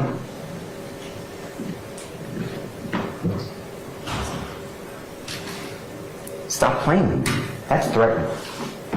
What you will learn is what the prosecutor did was they took these checks from various days. This is over a 3-day period. This is February 4th, 2021, all the way up to February 7th of 2021. And they cut out all of the context. And what you will learn is that on February 4th of 2021, Jeffrey wrote, YSL Rule the World Kid, 24M on an N's head. What happened on February 4th, 2021, that was released on social media and went around the world, is one of Jeffrey's artists that he signed, who developed, he encouraged, and who made it. This person had a supposed $24 million pink diamond and had it surgically implanted into his forehead. There is a photograph next to YSL Rule the World Kid, 24M on an N's head. There's a photograph. If you click on it, it is the rapper with the surgically implanted pink diamond in his forehead. The police bury this. The prosecution buries this. I will show it to you. Now, the evidence will show, they may say, oh, it's on. We may be saying, there's no mistakes here. This is a big deal. This is a bill of indictment in Fulton County, Georgia in 2023. Your Honor, argument. A standing objection. That is misrepresenting. You will learn. You will see it. It has nothing to do with putting a contract on someone's life. That's the evidence that's coming at you. You'll start, bring me the money. Y'all, and stop playing with me. When you read, this is a long chat. These people are struggling. Trontavious Stevens is struggling. He's sharing a home with other people. They're trying to pay rent. They're working jobs. These are hard jobs to work. They're trying to save money, trying to eat, trying to take care of their kids. And Trontavious Stevens is in the chat saying, I paid the rent last month. Jeffrey doesn't live with these people. He's just included in the chat. He's hardly on these chats. And Trontavious Stevens is complaining. And he's saying, give me the money for the rent. We got to pay the rent. I paid it last month. Everyone's supposed to put the money on the stove, in the kitchen. No, I'm doing what you said you do. We live together. And Jeffrey said, y'all start just bringing me the money. I'll pay the rent.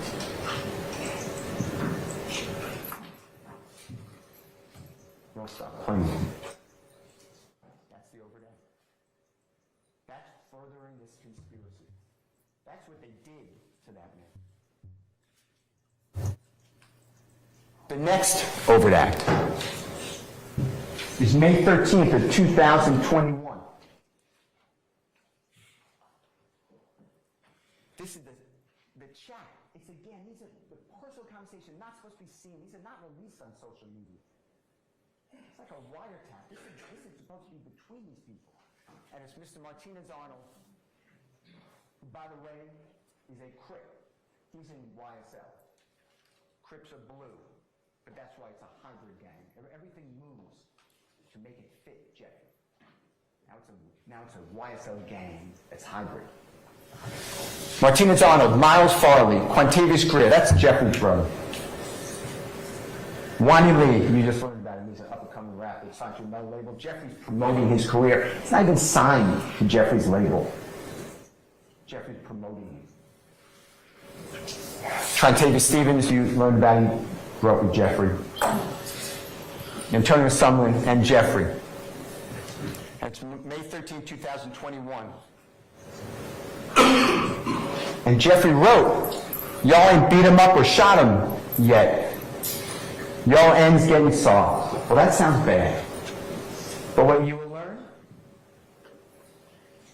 is the conversation was about Trontavious Stevens complaining to another person who's in that chat.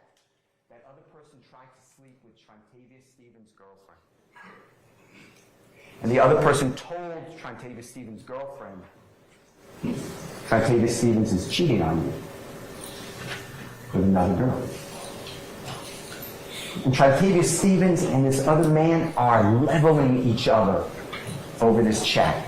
And they're going back and forth, and this goes on a long time.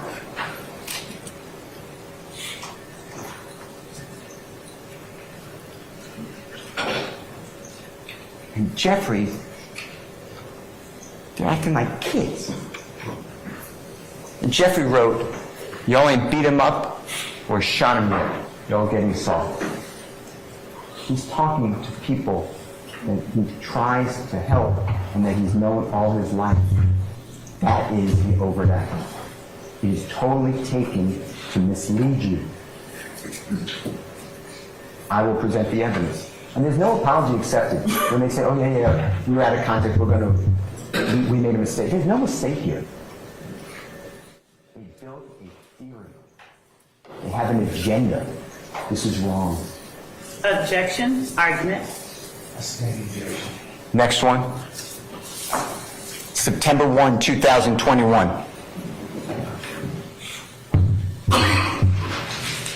Mr. Mender is in the Fulton County Jail.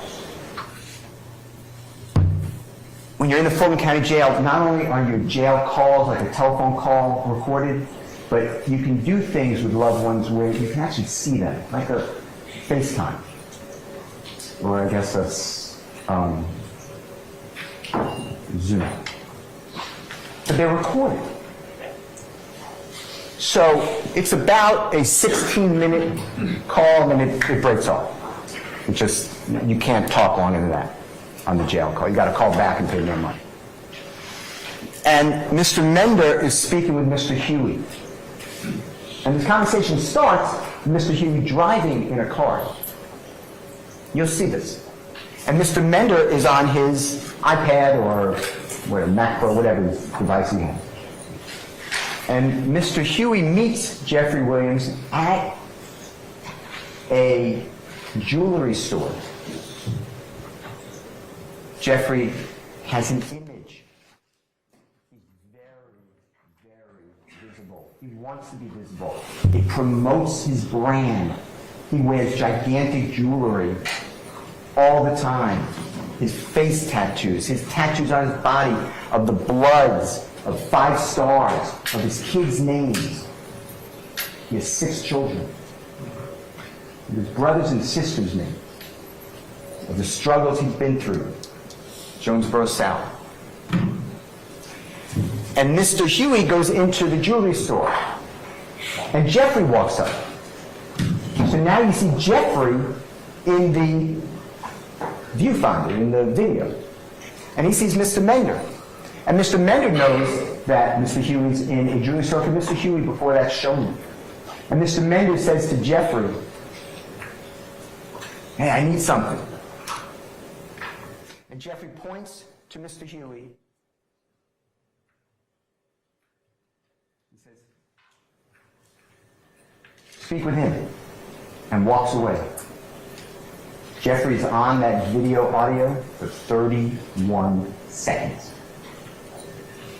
That promotes the RICO conspiracy, that Jeffrey dares to speak with a person who's in custody and treat them well. He didn't buy anything for him.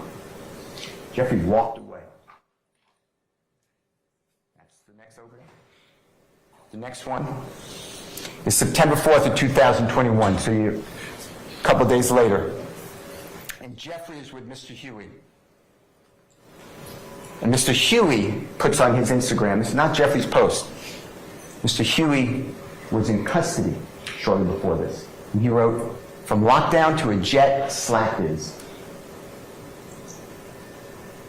Says Jeffrey poses for the photograph. Jeffrey's not even looking at the photographer. Jeffrey doesn't post this. That somehow promotes this conspiracy.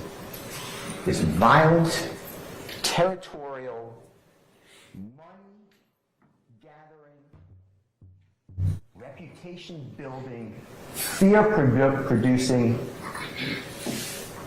conspiracy. That's the overt act.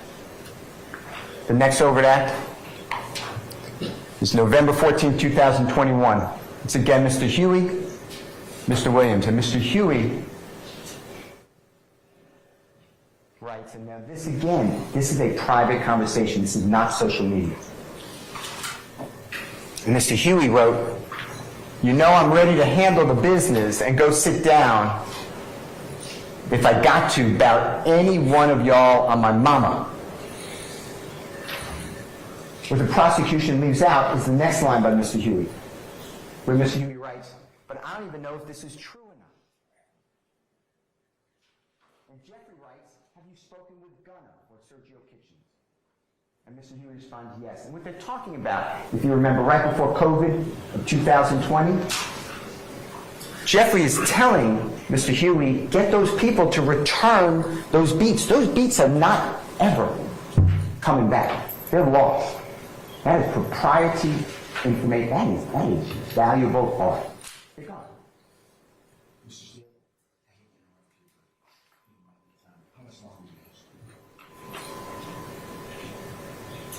An hour? We're going to take a couple of breaks.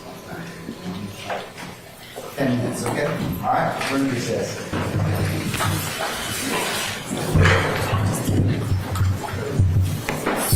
Sergio Kitchens.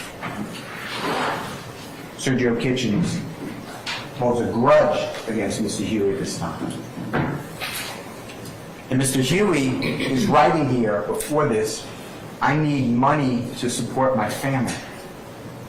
I want to work for the business." This is a big business that Jeffrey has. There are people who make the flight arrangements, book the buses, carry the bags, pack all the equipment, get the restaurants, the hotels, work in the studios, work on promotion. These are a lot of people that he employs. And the record label that he works with. He works with a publicly traded record label.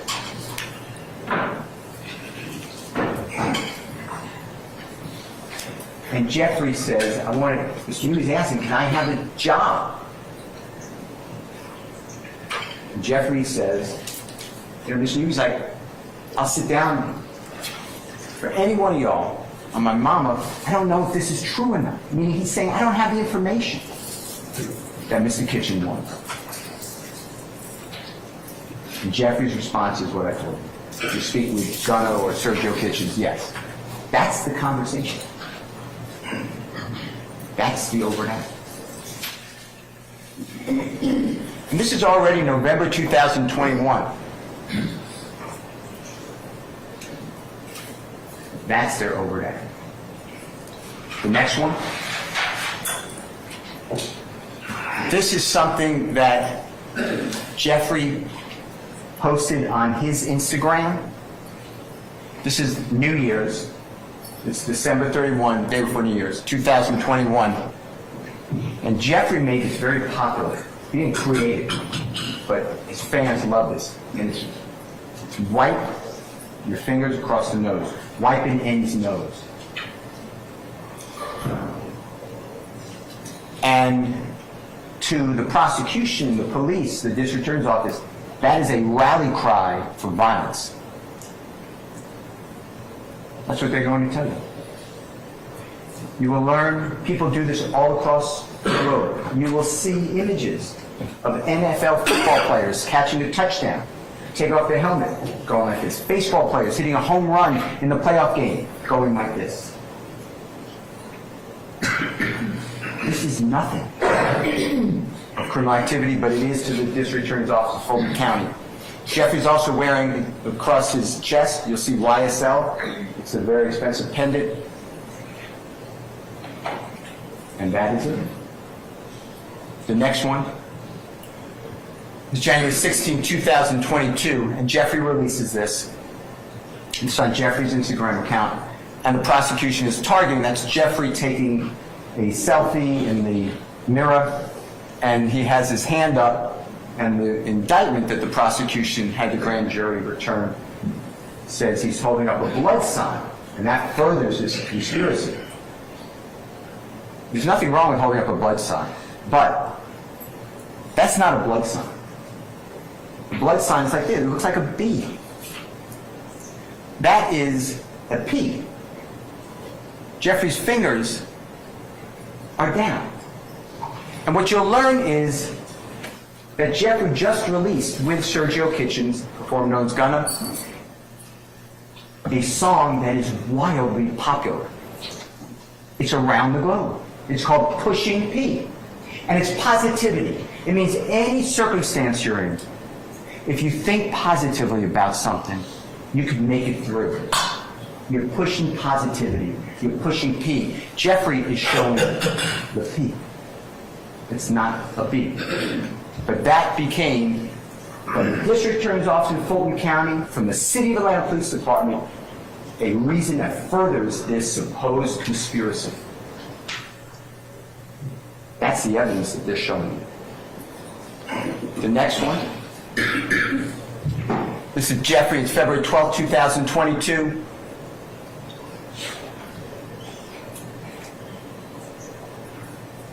And Jeffrey's wearing YSL chain or pendant. Here's a bracelet. It'll blow up. It says slime.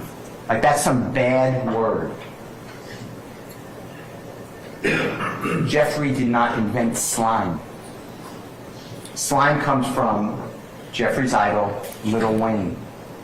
Lil Wayne made slime popular. Jeffrey uses it. Jeffrey's really popular, so people talk about slime. Anything Jeffrey does, people copy. I'm not saying you copy him, but there are people, there are fans, and everyone from his neighborhood copies him. He's a hero to those people because he's breaking those chains.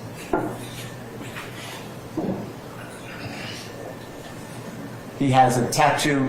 We'll blow it up for you during the trial, but it's on his right chest area, and it's a B, and it's colored red.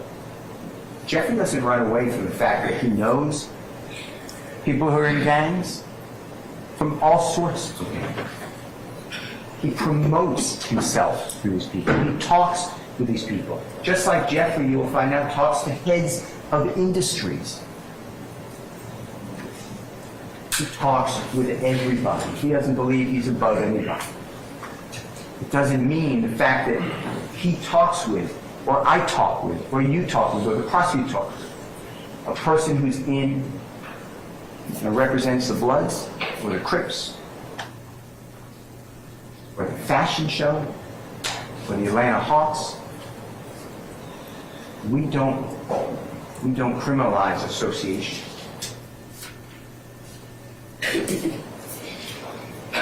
That is the next over there. This is March 9th of 2022.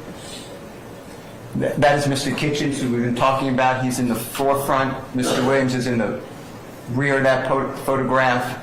This is Mr. Kitchens' Instagram. Mr. Kitchens released Slap Business, YSL for life.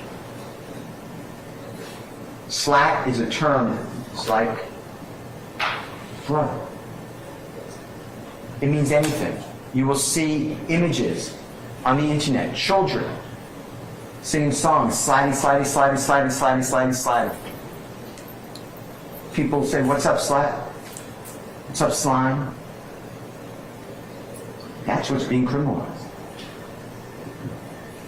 That's the overhead. The next one becomes lyrics. Now, I separated these to just group them together, but these are songs. Some of them Jeffrey performed, some of them he didn't perform these lyrics.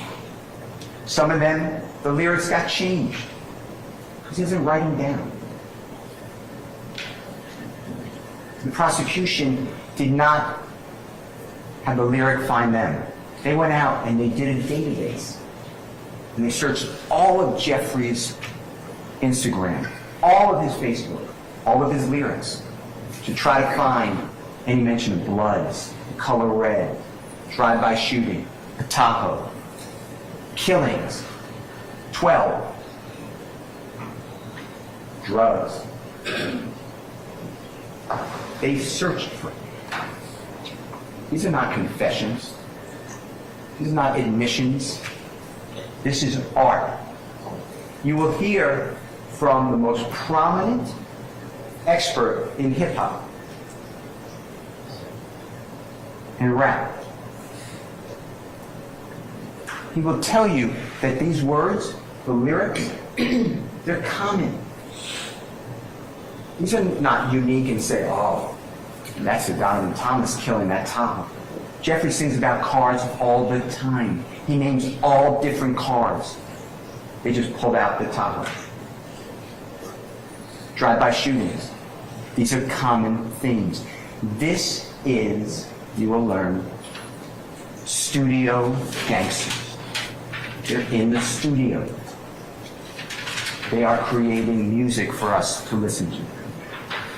If you go to the first one, that's April 20th, 2014. It's a song released on social media, a song called Ooh. Red just like Elmo, but I never effing give go. YFL won't fold, pick his A off a balcony, off in the balcony. There's no evidence anyone got picked off a balcony. YSL, wife at ends, nose, which I showed you. I'm an F for the cash. Then she's getting robbed by Tick. Tick is another name for Trontavious Stevens. He will tell you he had a rough life. He's been in custody. In a Bentley on Wesley, getting trailed by sniper, there's no evidence of that. All I ever wanted was some money. Put your hands in the air if you dare. And the MF to step over here. F&N, that's a type of gun. Put him in the wheelchair.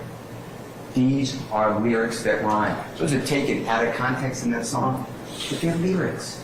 If we're going to criminalize lyrics, you will learn. We all should watch what we say. You will learn that Bruce Springsteen sings about going out west, driving with a gun on his passenger's lap. They're going to kill everything in sight. Nobody prosecutes that. But rap lyrics, you will find out is prosecuted. Next one. March 25, 2016. Jeffrey released a song on YouTube. It's called Slime, S-H-I. Hey, this slime, S-H-I. Hey, YSL, H-H-I. Hey, killing 12, that means police, S-H-I. Hey, flick a jail, S-H-I. Hey, cooking white brick, that would be like making crack cocaine. I'm not new at this, hey, I'm so true to this, hey, I done put a whole slime on 100 licks. Slime or get slimed. I'm the VIP and I got that pistol on my hip. You praying that you live, I'm praying that I hit. Hey, this that same slime, S-H-I. FF the police in a high speed. Hundreds of rounds of the Tahoe. The next line has taco. These are rhyming. There are not 100 rounds in the Tahoe of Mr. Donovan Thomas. You'll have no evidence when that lyric was even created. The prosecution doesn't care. These are release dates. They have no clue that this is what they're giving to you. And is it 100 rounds in a Tahoe like bullets hit a Tahoe? Or is there someone driving a Tahoe with 100 rounds in it? It's up to the listener, I guess.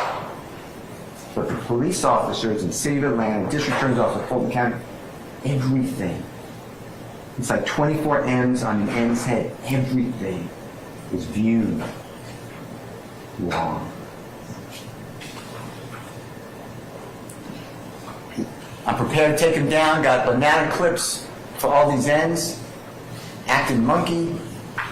This says slime, S-H-I. This says mob, S-H-I. F the judge, YSL. This is mob life. That's the overhead. It rhymes. There will not be one person to come in here. There will not be one document that comes in here to say the intent of that song was to brag about something that happened to Donovan Thomas or anyone else. Jeffrey's being targeted. The next one, April 12, 2018, Jeffrey released a song on YouTube. It's entitled Anybody. And Jeffrey said, I never killed anybody, but I got something to do with that body. I got the streets on my back, carry it like I'm moving a body. I told him to shoot 100 rounds, like he's trying to move the body. Ready for war like Russia. I got all types of cash. I'm a general. You will hear that other artists use the same type of lyrics. Before Jeffrey, after Jeffrey, these are typical. You also learn that this is a song that Jeffrey did with Nicki Minaj. This song is a gigantic success. Now it's become a confession. It's not true. The next one, January 15, 2019, Jeffrey on YouTube, a song called Bad Boy. I shot his mommy, so now he no longer mentioned me. I had, and those are shoes, when I shot the sea, act like you want war, they're gonna smoke you like a blunt. He shot at his mommy, now no longer mentions me. So the police are gonna tell you, the prosecutor is gonna tell you, huh? Mr. Bennett, YSL RICO, her mother was shot in drive-by shooting. That was done by Mr. Cope. Not Jeffrey. It's also January 15, 2019. That shooting happened on January 26, 2015. There's no connection. Plus, YSL RICO, he still mentions Jeffrey. That's how bad his album is. He says in 2016 how he slept with Jeffrey's fiancée. These are just lyrics. These are art. Criminalized books, movies, maybe other forms of music. How come other forms of music don't get criminalized? Next, September 16, 2019, Mr. Arnold, Jeffrey Williams,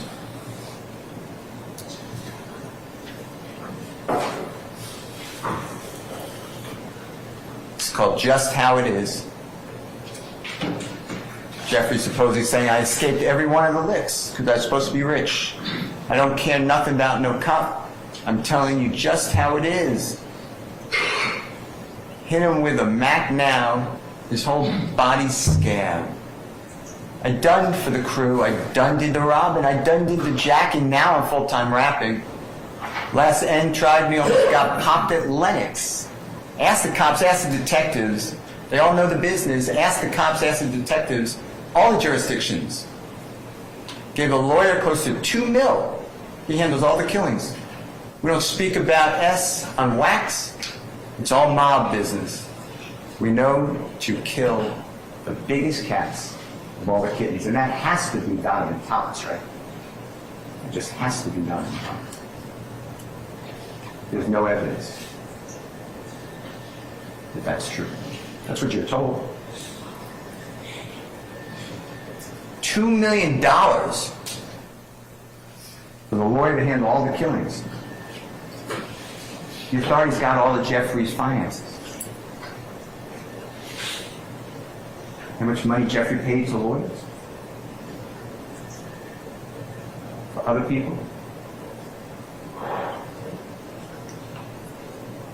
Hardly any. You'll see a chap that Jeffrey's asked to pay $2,500 to someone's lawyer. He doesn't even do that. He's asked to pay for lawyers all the time. Who doesn't do it? He's not the head of a conspiracy. He's not in a conspiracy. They are lyrics. The next one. It's December 18, 2020. This is Mr. Kendrick, Mr. Kitchens, Jeffrey. And they released a music video, Take It to Trial. This is a very popular song. This song was based on another song called Take It to Trial. They changed the lyrics. So that was the inspiration. Take this MF trial. I rep for my life for real. For slimes you know I kill. Trial. I done beat it twice. State. I'm undefeated like feds. Came and snatched me. I don't know. No point in asking. I was unbelievable, and that would be like Cleveland, except the C was dropped for the B. Stuck like a magnet, B-I-T-A-S-S, and I shot at your mommy, need to stand down. I up my stamina, take it to trial, get an appeal, take it to trial, yeah. You're gonna whack them, pay for the casket. It's just if we whack them. My young ends pulling up Bentleys, Aston Martins, those Teslas strapped with an FN, choppers, carbons. YSL, slimy and shady. Watch me whack that B, pop 'em like an assist, Glock with the assist. And that is your confession.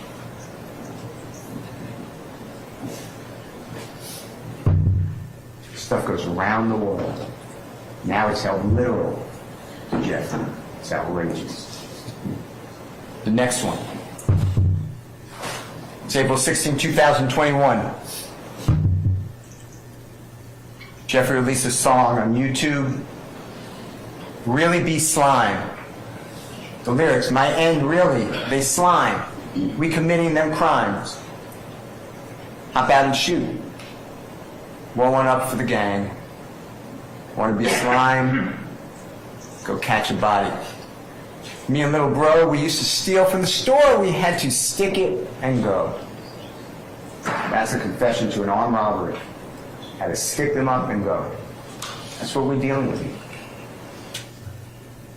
I'm also not telling you that these lyrics are accurate. This is the interpretation of the City of Atlanta Police Department and the District Attorney's Office of Fulton County. You will not hear from the District Attorney's Office call one witness who's an expert in lyrics, in rap, in hip-hop, in gangster rap. They're not going to do it. They're going to do it through gang experts. Because the gang experts know what they're doing. They have 5 gang experts. But they really have 1. Because you're not going to get experts from different jurisdictions, from different types of teachings, from different learnings, from different thoughts. Your 5 gang experts in this case from the District Attorney's Office of Fulton County all work together in the City of Atlanta Police Department. Those are your 5 gang experts. They teach each other. They talk to each other. They decide what the rules are. None of them gave a report. It's just they know it because they are controllers. That's what you're going to be told. They know it more than you, more than me, more than Jeffrey. They just know it. We're going to have 5 people designated as experts. They all are biased. They all targeted Jeffrey. They all work together. They have an agenda with the District Attorney's Office, Fulton County. That's our crime. The next one. This is April 16, 2021. Mr. Kendrick, Jeffrey. It's called Slatty. I killed this man in front of his mama, F little bro, sister, and his cousin. I shoot out, kill him, not leaving a trace. I had to break the safe. Yeah, I didn't leave even a trace. Dissect your body like science class N. Gangster cause, you got a body, little n. Magazine clips, so you might get your issue. You think you gangster because you got a pistol. Look at my trigger starts to issue. YSL, we going overboard. Oh yeah, the lyrics found the prosecution. They searched for this stuff.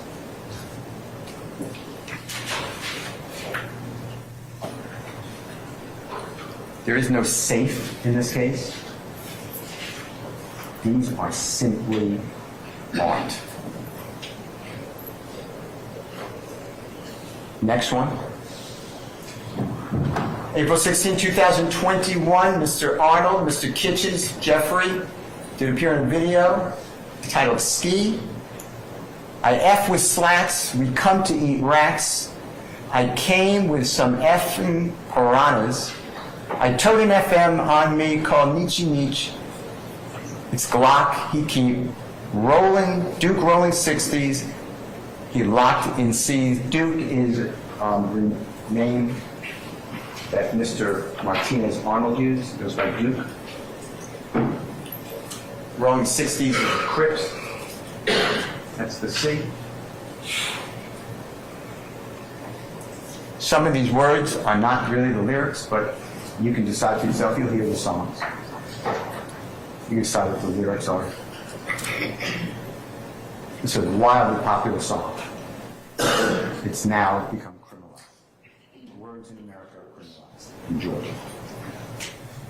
Next one is count 56. So those were the overt acts dealing in count 1, the RICO conspiracy, deals with Jeffrey. There are 191 overt acts. Most of them don't deal with Jeffrey. But the prosecution has indicted it through the grand jury to say Jeffrey's in this conspiracy. So the acts of a Christian Eppinger somehow roll onto Jeffrey. Jeffrey's not in a conspiracy, you will find out. That is everything pertaining to Jeffrey and count 1. Then we have to skip. So you're going to have that count 2. Count 2 is the murder of Mr. Donovan Thomas. Jeffrey's not indicted for murder. And you keep going down until you hit count 56. And you're going to go through 56, 57, 58, 59, 60, 61, 62. Those pertain to Jeffrey. So that's what these are individual counts. It's not, these are just separated out. They're all in the overt acts, but now they are separated out into crimes. So 56 is from the 12th day of May of 2018 to the 8th day of May 2022. The dates are there because the indictment was returned the next day, May 9th of 2022. That's why it ends on May 8th, 2022. And it goes back the 4 years because that's something called a statute of limitations. The Honorable Court will charge you on that. But that's why you have a date range. And it says that Jeffrey, he occupies the position of an organizer, a supervisor, a management, a leader in YSL criminal street gang, and did engage directly or indirectly, either conspired with the following criminal street gang activity: murder, aggravated assault with deadly weapon, armed robbery, hijacking motor vehicle, sale of marijuana, possession of marijuana with intent to distribute, theft by receiving a firearm, possession of a weapon by a convicted felon. Jeffrey's not a convicted felon. They're saying that, well, Jeffrey is in bed with these other people, and therefore their acts are attributable to Jeffrey. Jeffrey doesn't even know most of these people. That is charging Jeffrey with participation in criminal street gang activity.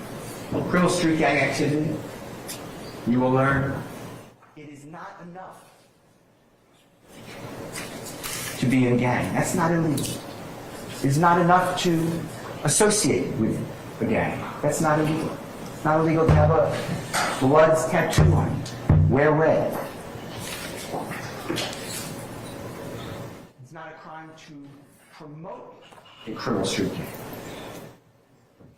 What makes it a crime is if you're doing all those things and you're wearing the colors and you are promoting the gang and then you do a crime to further that gang's activity, the agenda of the gang. That's the crime. Otherwise, we couldn't associate with someone who's part of the Ku Klux Klan, not that anyone would want it, or the Aryan Nation, or any other despicable organization. America would wipe them all out. That's what Jeffrey's charged with. That's count 56. Count 57 also charges Jeffrey with participation in criminal street gang activity. This is along with Mr. Arnold and Mr. Kendrick. And this on May 9th of 2022. May 9th, I may have misstated earlier. May 9th, I don't think I did, but maybe.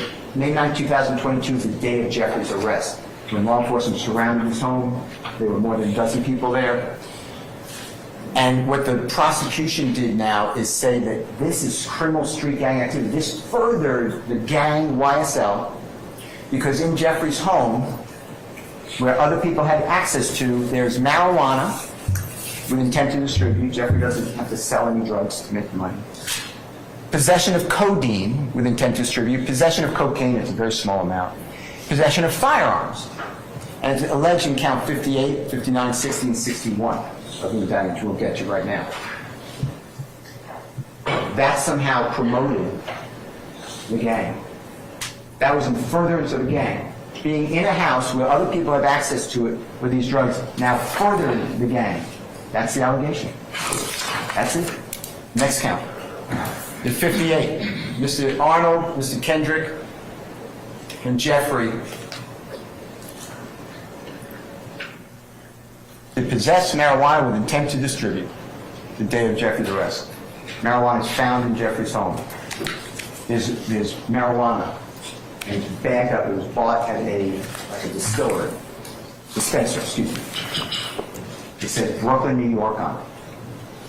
That's found in Jeffrey's home. Now Jeffrey, there's all these other people have access to. There's no drug test that Jeffrey's using marijuana. His hands, his clothing don't have marijuana on it, and nobody's going to tell you. But now he is charged, out of all the people, with Mr. Kendricks and Mr. Arnold with possession with intent to distribute marijuana. That's count 15. That's the day of his arrest. Next one. It's count 59. Mr. Arnold again, Mr. Kendrick again, and Jeffrey.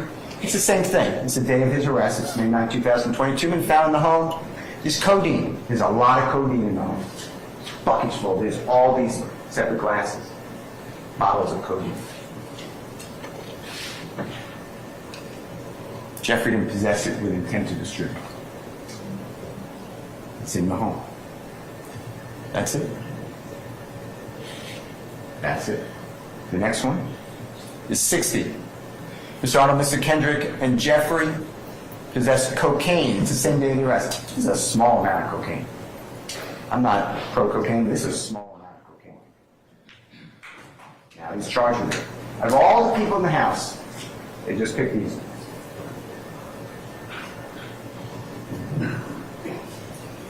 Next one. 61. Mr. Arnold, Mr. Kendrick, and Jeffrey, possession of a firearm during the commission of the felony. It's the same date of his arrest when the police took over the home and searched it. And it says that Jeffrey did have on his person, or he conspired with others, a party to crime with others, a Glock 30S firearm, a Glock 357 firearm, F&M firearm, Glock 919 firearm, Smith & Wesson M&P firearm, Glock 45 firearm, which has a converter. While involving the felony of marijuana, possession of marijuana with intent to distribute, possession of codeine with intent to distribute, and possession of cocaine, they're saying that the gun and the drugs are in close proximity to each other. And therefore, having a gun, which is not illegal for Jeffrey, except for the machine gun, converted gun.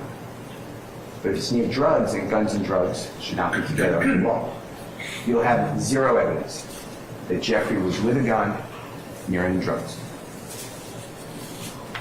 There are all these other people at the house. These other people were living at the house all the time. Jeffrey would go from place to place. Jeffrey just got back into our country. He was in Ireland. He was watching Sergio Kitchens perform. He just got back the weekend before.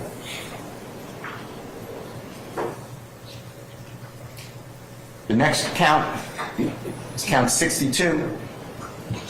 Mr. Arnold, Mr. Kendrick, and Jeffrey were in possession of a machine gun, Glock 45 firearm with a converter switch, extended magazine. During the commission or attempted commission of participation in criminal street gang activity, possession of marijuana with intent to distribute, possession of cocaine with intent to distribute, possession of cocaine, as alleged in count 57, 58, 59, and 60. You will hear zero evidence that Jeffrey ever touched a gun with a converter. You have zero evidence. This is a knowledge. You have to know. We don't trick people. You have to know that the gun is transferred into an illegal machine gun. You have zero evidence that Jeffrey had anything to do with that gun. The purchase of it, the possession of it, even knew what was in the house. Knew that it was a machine gun. That's the count.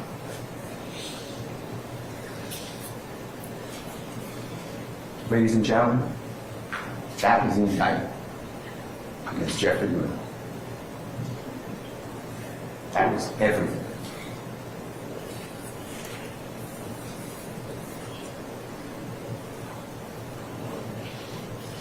Jeffrey has been targeted. Jeffrey does not trust the criminal justice system. Spent 10 months to choose you to decide his fate. Jeffrey trusts you.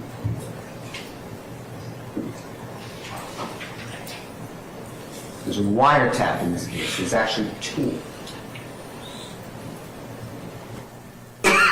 Antonio Sumlin's phone, wiretap. Wiretap just means that it's called wiretap because we used to have phones with wires, and the law enforcement would get into the phone system, the AT&T system, and be able to connect to the wire for that phone. And they can listen to all incoming and outgoing calls. Today, we don't,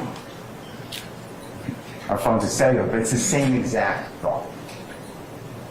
And law enforcement, with the court's permission, or without the court's permission, that's illegal, can get into a cell phone on the frequency so they can capture your Google searches, your text messages, your phone calls, everything you do with that phone, your GPS. And Mr. Garlington's phone was wiretapped. Mr. Sumlin's phone was wiretapped. And you will learn that these people who are so embedded with Jeffrey in crime, Jeffrey's the king slime, the leader of this organization. You know how many conversations in any way they have with Jeffrey? 0. He is not on a wiretap. 0. But others speak about Jeffrey. Hey, we did this for King Slime. He should pay for our lawyers. Jeffrey doesn't pay for anybody's lawyers. Hey, how much will King Slime, the biggest, pay us to kill YFM Lucci, Mr. Bennett, who's in the Fulton County Jail and we have access to him? How much will he pay? Jeffrey pays nothing. He doesn't encourage it. He's not even on there. But everyone talks about, oh yeah, he's going to pay big. That's a big one. He really wants it done. Those people don't even know Jeffrey.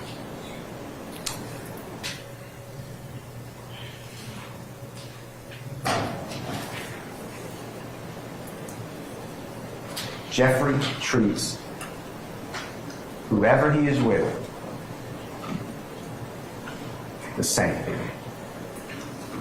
Whether he's with some giant president of a company, or he's with somebody from Cleveland Avenue who's been in and out of prison, a gang member. He knows where he came from. He came from nothing. Now he stands before you. We trust you. Jeffrey's not guilty.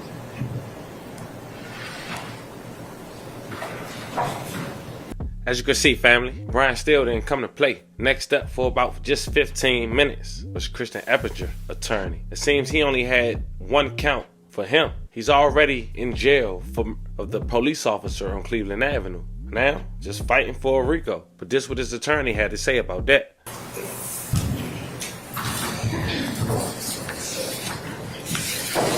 Hope everybody had a good lunch.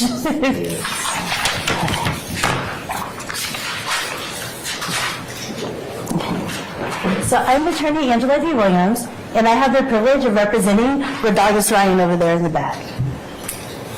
Poor, young, convenient. That's all it takes to become the target of the state. I'm going to break that down for you. Poor. Rodarius was born on a couch. Let that sink in. He was born on a couch. From day one that he was brought into this world, he has been fighting to survive. The hospital was only 5 minutes away. I don't want to throw a school under the bus or anything, but the elementary school and middle school that he went to, 98% of the children there were on free or reduced lunch. What that means is they lived at the national or under the national poverty level. At one point, the Atlanta public school system was under scrutiny. They accused educators of cheating the students. The DA kept going around saying, we got to think of the children, we have to think of the children. These children are victims. The only time the state cares about poor people is when they can exploit them. For the RICO trial for APS, they got a conviction of educators. And they didn't give any of those students any... I'll sustain the objection. Okay. Go ahead. And in this case, they're trying to get a teenager for RICO. Young. Growing up on Cleveland Avenue is a very dangerous, destitute place. Rodarius learned early that he needed to adapt.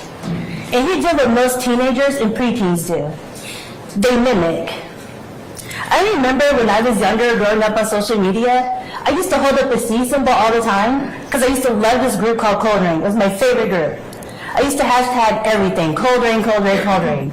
After every post, it would be cold rain. It would be rain emojis. Fortunately for me, I didn't grow up poor, so the state didn't care what I was doing. Unlike Rodarius, if I had grown up on Cleveland Avenue with all these rain emojis and C, I didn't grow up poor, so the state didn't care what I was doing. Unlike Rodarius, if I had grown up on Cleveland Avenue with all these rain emojis and C, I would have been accused of being a Crip. I would have been a gang member. I sustain Mr. They would have said that I was... I'll overrule that. You can go ahead and continue, madam. Thank you. They would have said my raining emoji said some murder that happened. Convenient.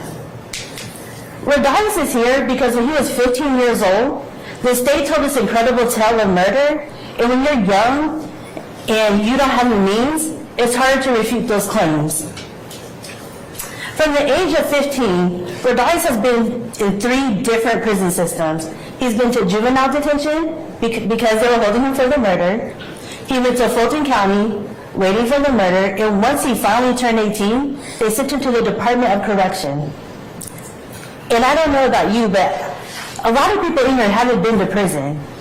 But if you've ever gone to prison, you would know it's overcrowded, it's underfunded, it's violent, and you have predators everywhere. And unlike maybe college or a new job, you don't get an orientation when you first go to prison to figure out how you need to do anything. Rodarius had to do what he's had to do since day one, survive in prison. And if you look at Rodarius, you can see he's maybe 100 pounds soaking wet. So he posts things. He posts things on Instagram. And I wouldn't even call them Instagram posts. I would call it a survival post. He has to boast, he has to be boastful. He has to show people, this is what I have. Because he has to protect himself. It's prison. So you put poor, young, and convenient together, and what do you have? You have the perfect scapegoat for the state. This indictment has 28 co-defendants. And the prosecutors keep saying, we're trying to clean up the streets of Atlanta. We're cleaning up Fulton County. We're trying to drive crime down. You just heard me say Rodarius is in prison. The jurors got it wrong in that murder case, and they convicted him. He's going to be there for life. They're not cleaning up the streets of Atlanta. They're cleaning up the prisons. And I promise you, The people in the prison, the wardens, they know how to handle their inmates. They don't need the DA's help. They have it. A standing objection. Out of 65 counts in this indictment that you guys had to listen to, Rodriguez is only in one count. He's only in RICO, that's it.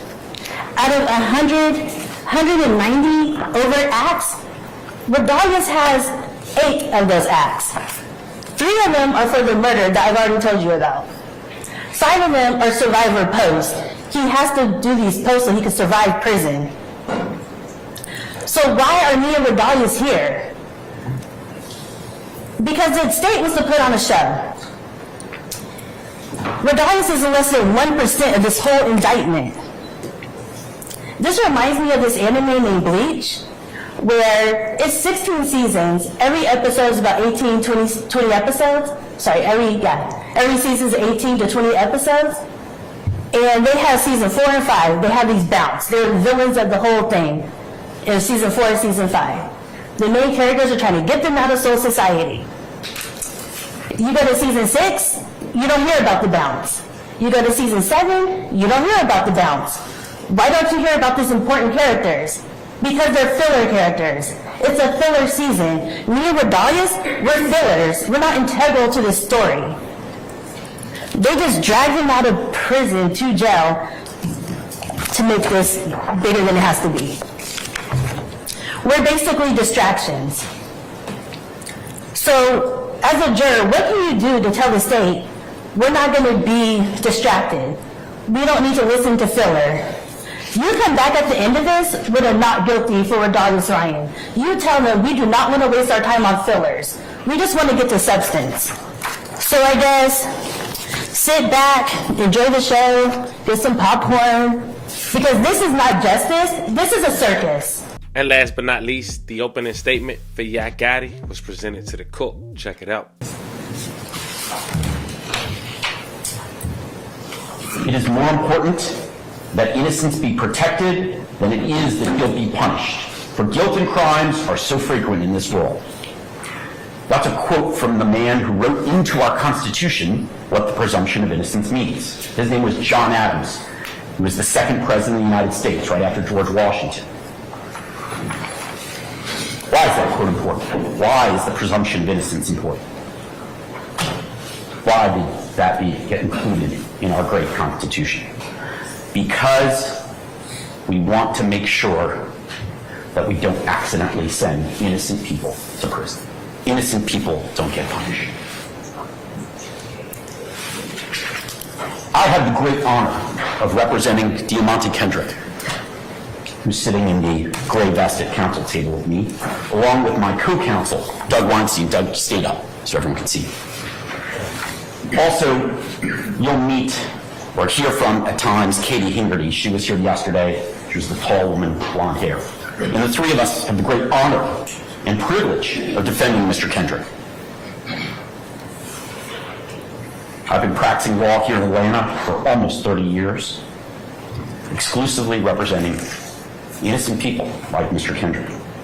He is not guilty. He is not guilty of every accusation and every count in the indictment that the state alleges. Let me say it a third time, just so you're clear. He is not guilty of every single charge against him.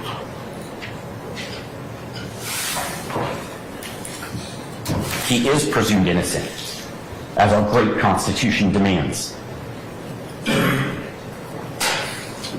And we won't have to prove anything to you, as the judge told you. The burden will always lie on the state, and boy, is it a high burden, beyond reasonable doubt. Now, it's not a mathematical certainty. The judge, Judge Granville, is a great judge, by the way, and very smart, and knows the law really well. He will instruct you as to all the law. None of the lawyers will. But that beyond a reasonable doubt standard is a tough standard for them to meet. And the evidence in this case against my client is so very weak. The state's not going to be able to come anywhere near the standard required.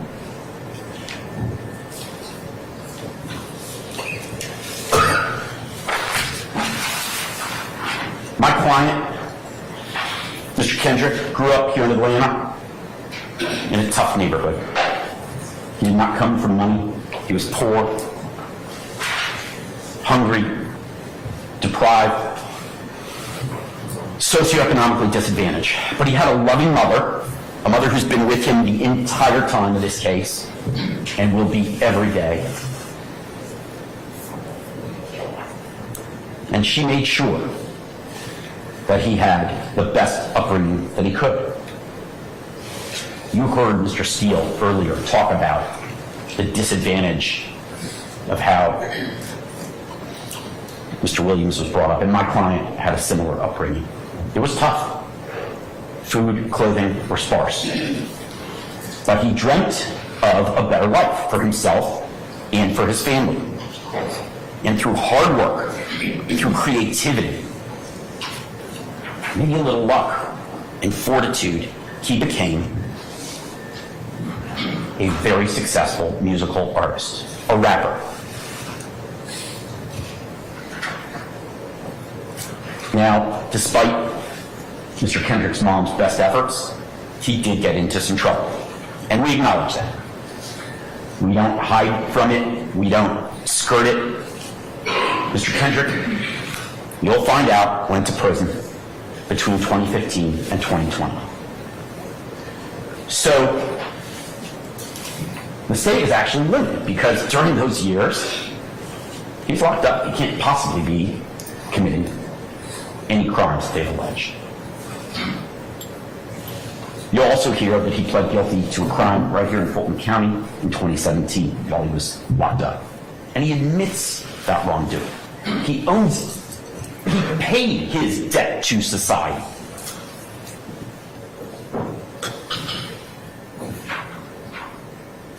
But he also worked hard and obtained success in the music industry. And not just for fame or money. Mr. Kendrick did it because he wanted to give back to his community, a community that was disadvantaged. And that's exactly what he did when he got successful. He did tremendous civics, and the prosecution want to use Mr. Kendrick's past. They put it in the indictment. Despite having paid his debt to society, the state is going to use his prior conviction to try to bootstrap these old crimes that he's already paid his debt for to get you, to convince you that he's guilty of these new offenses. They're going to try to get a second bite at the apple, despite the fact that he served his time, that he pled guilty. They want you to find him guilty again because of a debt he's already paid. And that's not right. They can't prove, using actual evidence in this case, the new crimes that they're alleging in the indictment, so they have to get you to pay attention to the old past he left behind. The evidence will show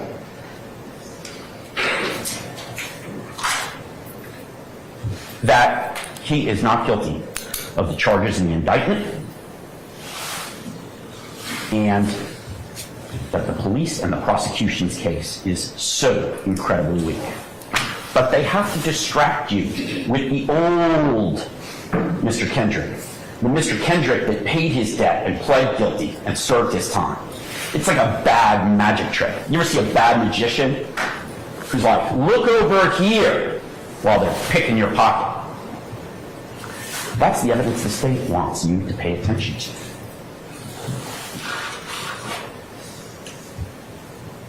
I've been involved in a lot of RICO and murder cases in my career, in almost 30 years of doing this job. But the judge told you, and the prosecution told you, this case is unique, different. Why? It's going to take months. There are going to be hundreds of witnesses. It is massive. It's definitely the biggest case that any of us have ever been in. Maybe the biggest case in the history of the state of Georgia. Why is that? lots of murder cases, gang cases, RICO cases take 1, 2, maybe 3 weeks to try at most.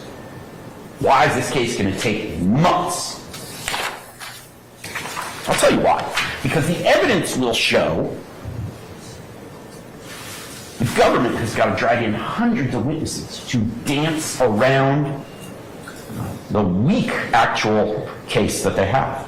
They've got to bring in 5 experts to tell you what a gang is. They've got to bring in an expert to tell you what an Infiniti is, an Infiniti automobile. They've got to bring in dozens and dozens of witnesses that are not going to say, Mr. Kendrick committed a murder. Mr. Kendrick possessed or sold drugs. Mr. Kendrick possessed illegal firearms. They're going to tell you everything under the sun that dances around the facts and hope that after hundreds and hundreds of witnesses, you're either so confused or so worn down that you'll believe the state's theory. If the case were direct and the evidence were true, it wouldn't take long to try. Because they bring to court someone to say, I saw Mr. Kendrick kill Donovan Thomas. They don't have that. And we're going to talk about what else they don't have, but they don't have enough evidence to prove my client guilty of any of these charges. And so to put lipstick on pig, they've got to try and bury you with hundreds of witnesses that won't tell you that my client's guilty beyond reasonable doubt. Why not bring in someone to say, Mr. Kendrick's fingerprints were on a firearm. Mr. Kendrick's fingerprints were on a bag of drugs. Mr. Kendrick's fingerprints were in the Infiniti that was used to kill Donovan Thomas. Mr. Kendrick's DNA was present at the scene of the crime. Why not bring in one witness out of the hundreds that you're going to hear from that will just say, I saw Mr. Kendrick do it? Why not? Because it doesn't exist. And our Constitution and our set of laws and our democracy demand more. They demand that high standard. You may not like Mr. Kendrick or any of these other defendants, but we are not here for a popularity contest. We are here to decide something so much more important. And the state doesn't have the evidence to do it.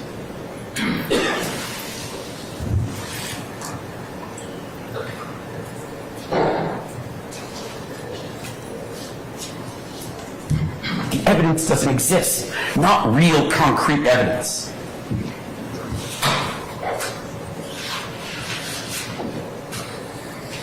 The evidence will show that the state is trying to find Mr. Kendrick guilty by association.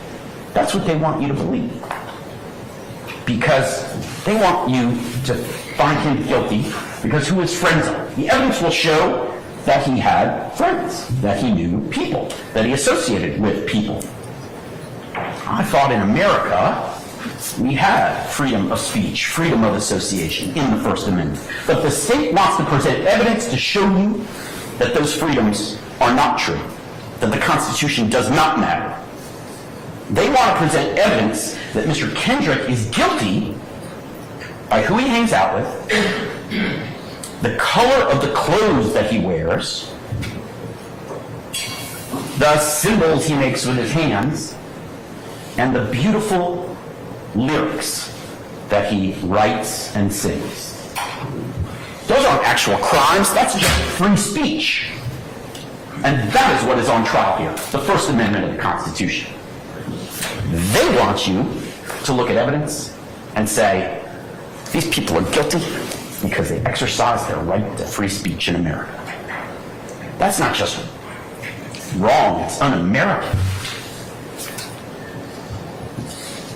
Now, the evidence will show you in 2020 that when my client did get out of prison, due to his hard work, his talent, he became a famous rap star. Almost like buying lottery ticket. You know, the chances of a young person going in the music industry and making it are very, very small. But that man was successful. He used his brain and his creativity and his really hard work to make his family and his mother proud. And the government wanted to punish him for that success. They told you in their opening argument to find him guilty because of overt acts. And they had the gall to tell you that those acts didn't even need to be crimes. Judge, that's what the evidence will show. That's what the state says the evidence will show. Overrule the objection. They told you that those overt acts don't even have to be crimes, but you should, as a result, find him guilty of criminal RICO. This isn't a civil trial, this is a criminal trial. And they told you he doesn't even need to commit a crime, that you should find him guilty of a crime. Does that make sense to you? Does 1 + 1 equal 3? Objection, misstatement, argument. I stand in objections to that. Ladies and gentlemen, disregard counsel's last remark. What are the charges against? Thank you. What are the charges against Mr. Kendrick?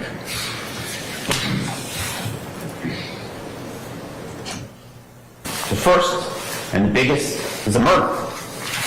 We've heard a lot about the murder of Donovan Thomas already. Now, Donovan Thomas is adopted, and it's tragic, and murder is wrong. The state had the nerve to show you an autopsy photo in opening argument. Not because they needed to prove that Donovan Thomas died, but to exaggerate and scale. Objection, argument, not what the evidence will show. The evidence will clearly Sustained objection. The evidence will clearly show that Donovan Thomas died. We concede that, and it's a tragic occurrence. And my client and his family grieve for the family of Mr. Thomas. We don't think it was acceptable. But my client had nothing to do with that man's death. He died because of a drive-by shooting at a barbershop on January 10th, 2015. And what happens next? The police arrest the wrong group of people. They admit they arrested the wrong group of people. You heard Mr. Sharp and Mr. Steele tell you about Kenneth Copeland and Demetrius Garlington and the others who were arrested for this crime. And the police charged them. And what is the evidence that turned out that those people got their charges dismissed and Mr. Kendrick got charged instead? Are there fingerprints of Mr. Kendrick on anywhere at the crime scene, on the body of Mr. Donovan, in the car that was used, on a firearm that was used? Are there fingerprints anywhere that tie my client to that crime? No. What about DNA? Is my client's DNA anywhere related to the death of Donovan Thomas? No. What about ballistics? Are you going to your evidence that there was a match between the bullets or the gun used to kill Donovan Thomas that was a gun ever possessed by Diamante Kendrick? No. Are you going to hear from a single witness out of the hundreds of witnesses that are going to be brought here by the state? One. I beg you for one witness to come to court and stand right here on this witness stand and say to you, I saw Diamante Kendrick kill Donovan Thomas. Will that occur? And the answer is resoundingly no, because my client is not guilty, ladies and gentlemen. He's an innocent man, wrongfully accused of a murder he didn't commit. And if that doesn't get you upset, I don't know what will. It makes me angry.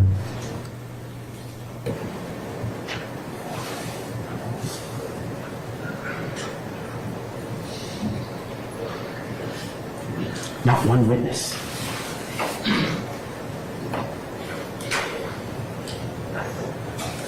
There's videotape that the state will present of an Infiniti automobile driving by the barber shop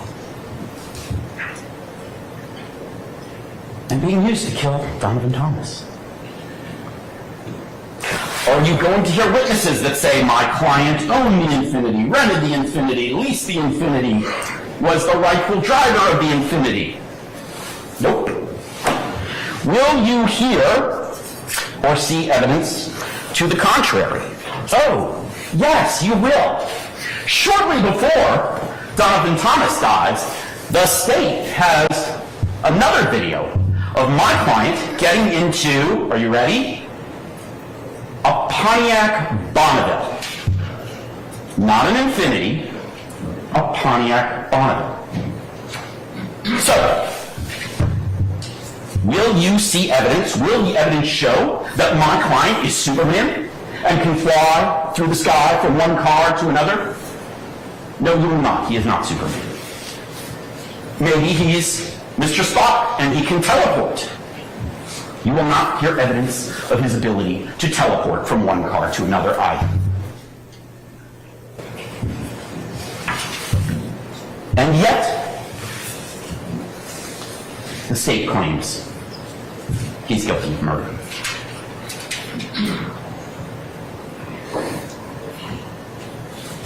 Now remember, you heard previously about a man named Nicholas Robinson, whose real name is Spencer Wright.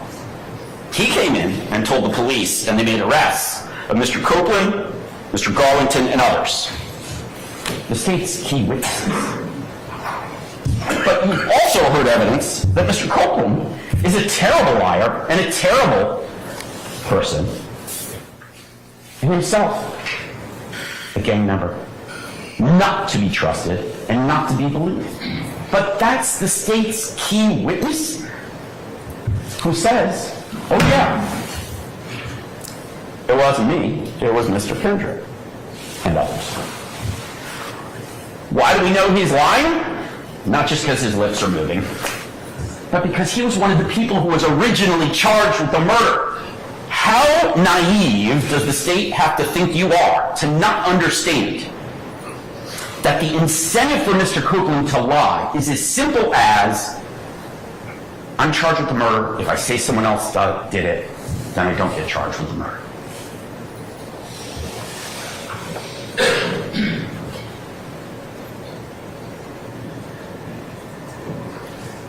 It's a ridiculous theory that they have, quite frankly. And the evidence is so super thin and super weak, it reminds me of nothing more than a Krispy Kreme donut. Thin air.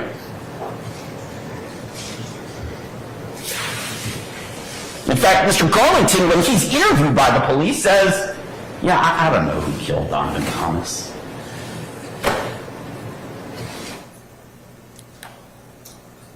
They have no way to corroborate it. They have no actual evidence. The state wants you to buy into this theory of murder, and our Constitution demands you don't.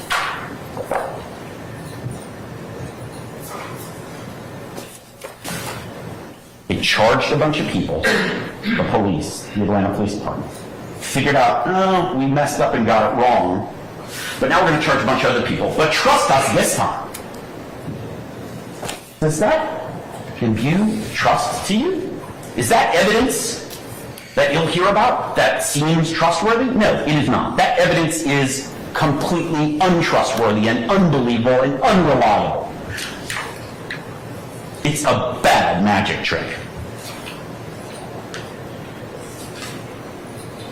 No fingerprints, no DNA, no witnesses, no ballistics, and videotape that actually exonerates and proves that he's not guilty.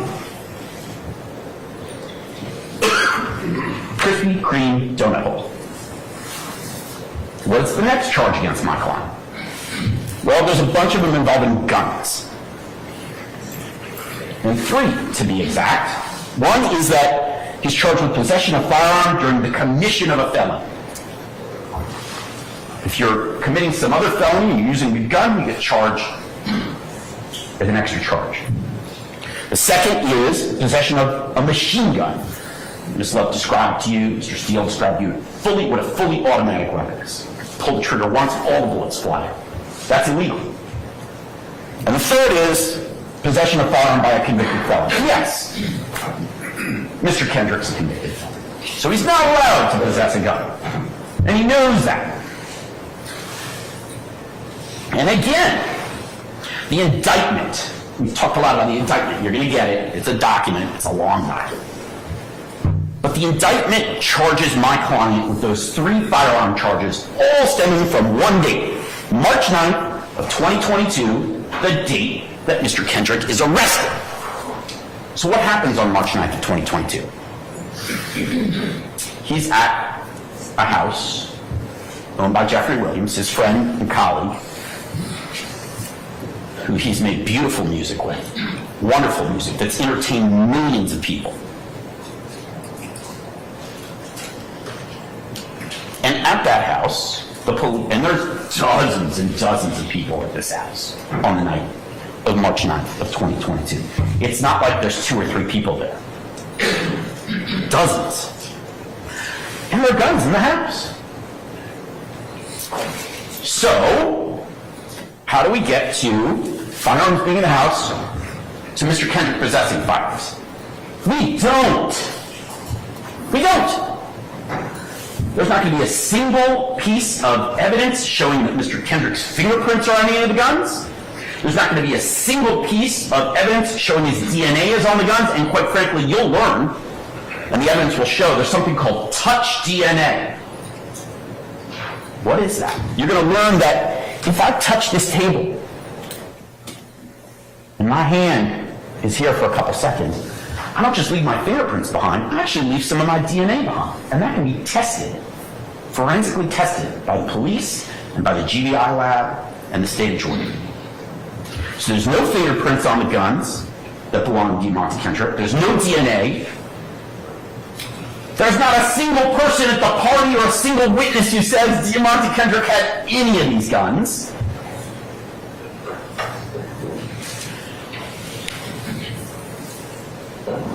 No one is going to say he bought any of the guns. No one's going to say he sold any of the guns. No one is going to say he possessed any of the guns.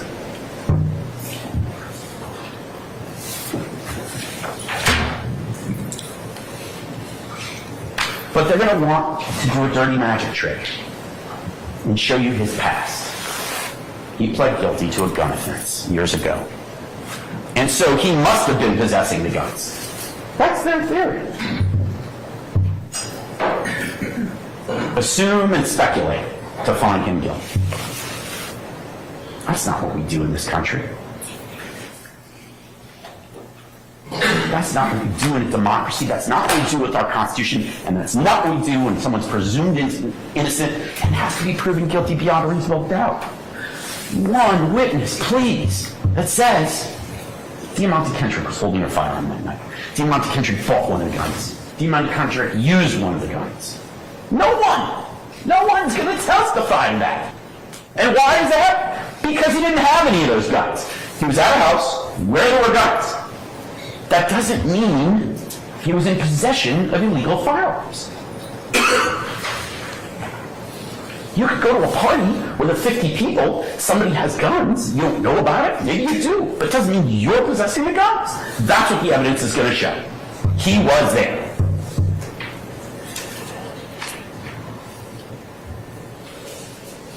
There could have been a bazooka in that house. I don't care. Mr. Kendrick wasn't in possession of any firearms, illegal, machine gun, or otherwise. He didn't control a gun, he didn't use a gun, he didn't buy a gun, he didn't sell a gun, he didn't hold a gun. Not one witness. And there are dozens of people that they could call to say, oh yeah, I saw Mr. Kendrick hold a gun, but not one. And there could be hundreds of witnesses. I want to bury you with witnesses so that you'll forget about the presumption of innocence and what real evidence is required. Zero, not zilch, donut hole, reasonable doubt. What will they show you? What will the evidence show that night on March 9th? Well, they'll show that Mr. Kendrick was afraid. He's a black man in America, and there's a team of people swarming a house with firearms. He's not sure if they're police or not. But in 2022, after COVID, BLM riots, people like George Floyd died, he had a reasonable and healthy fear. Fight or flight. Mr. Kendrick doesn't want to fight. He doesn't want to fight the police, and he doesn't want to fight people who aren't the police if they're armed. But he knew that there were people swarming the house with guns, and it turned out they were the police. So what did he do? He ran. He did the absolute smart thing to save his life. He was afraid, and he ran. And the police caught up with him shortly thereafter. Now, he's not charged with fleeing the house. He ran because he was afraid, and that's a reasonable thing to do for him, given how he grew up, where he grew up, and the state we live in.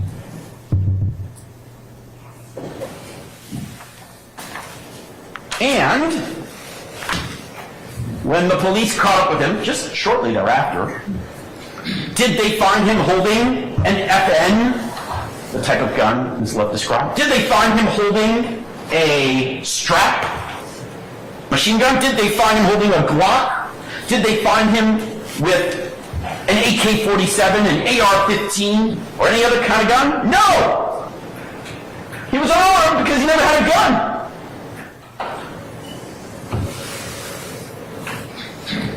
There's not a scintilla of evidence that you should believe that Mr. Kendrick is guilty of any of those 3 firearm charges.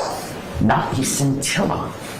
Hundreds of witnesses. I asked for one to come to court and say, Mr. Kendrick was holding a gun that night. What about the next set of charges? They're drug charges against my client. But all the drug charges against him, possession of cocaine, possession of codeine, all the drug charges alleged against Mr. Kendrick are again from March 9th of that year. From the date he was arrested, the party at Mr. Williams' house. And apparently the police find drugs in the house, where there are dozens and dozens of people. So again, I ask you, listen to the evidence. What will the evidence show? Will the evidence show my client's fingerprints on a bag of drugs? No. Will the evidence show my client's DNA on a bag of drugs? No. Will a witness come to court and tell you he was using drugs that night at the house? No. Is there videotaping my client snorting a line of cocaine? No. Is there going to be a witness who tells you that my client sold him drugs? No. Is there a witness that's going to tell you that my client bought drugs? No. Is there going to be any evidence that my client possessed, used, bought, sold, controlled drugs on the night in question? Absolutely not. There were drugs at the house, my client was at the house, there are dozens of people at the house. 1 + 1 does not equal 3. It's another Krispy Kreme donut hole for the prosecution. Zero, nada, zilch.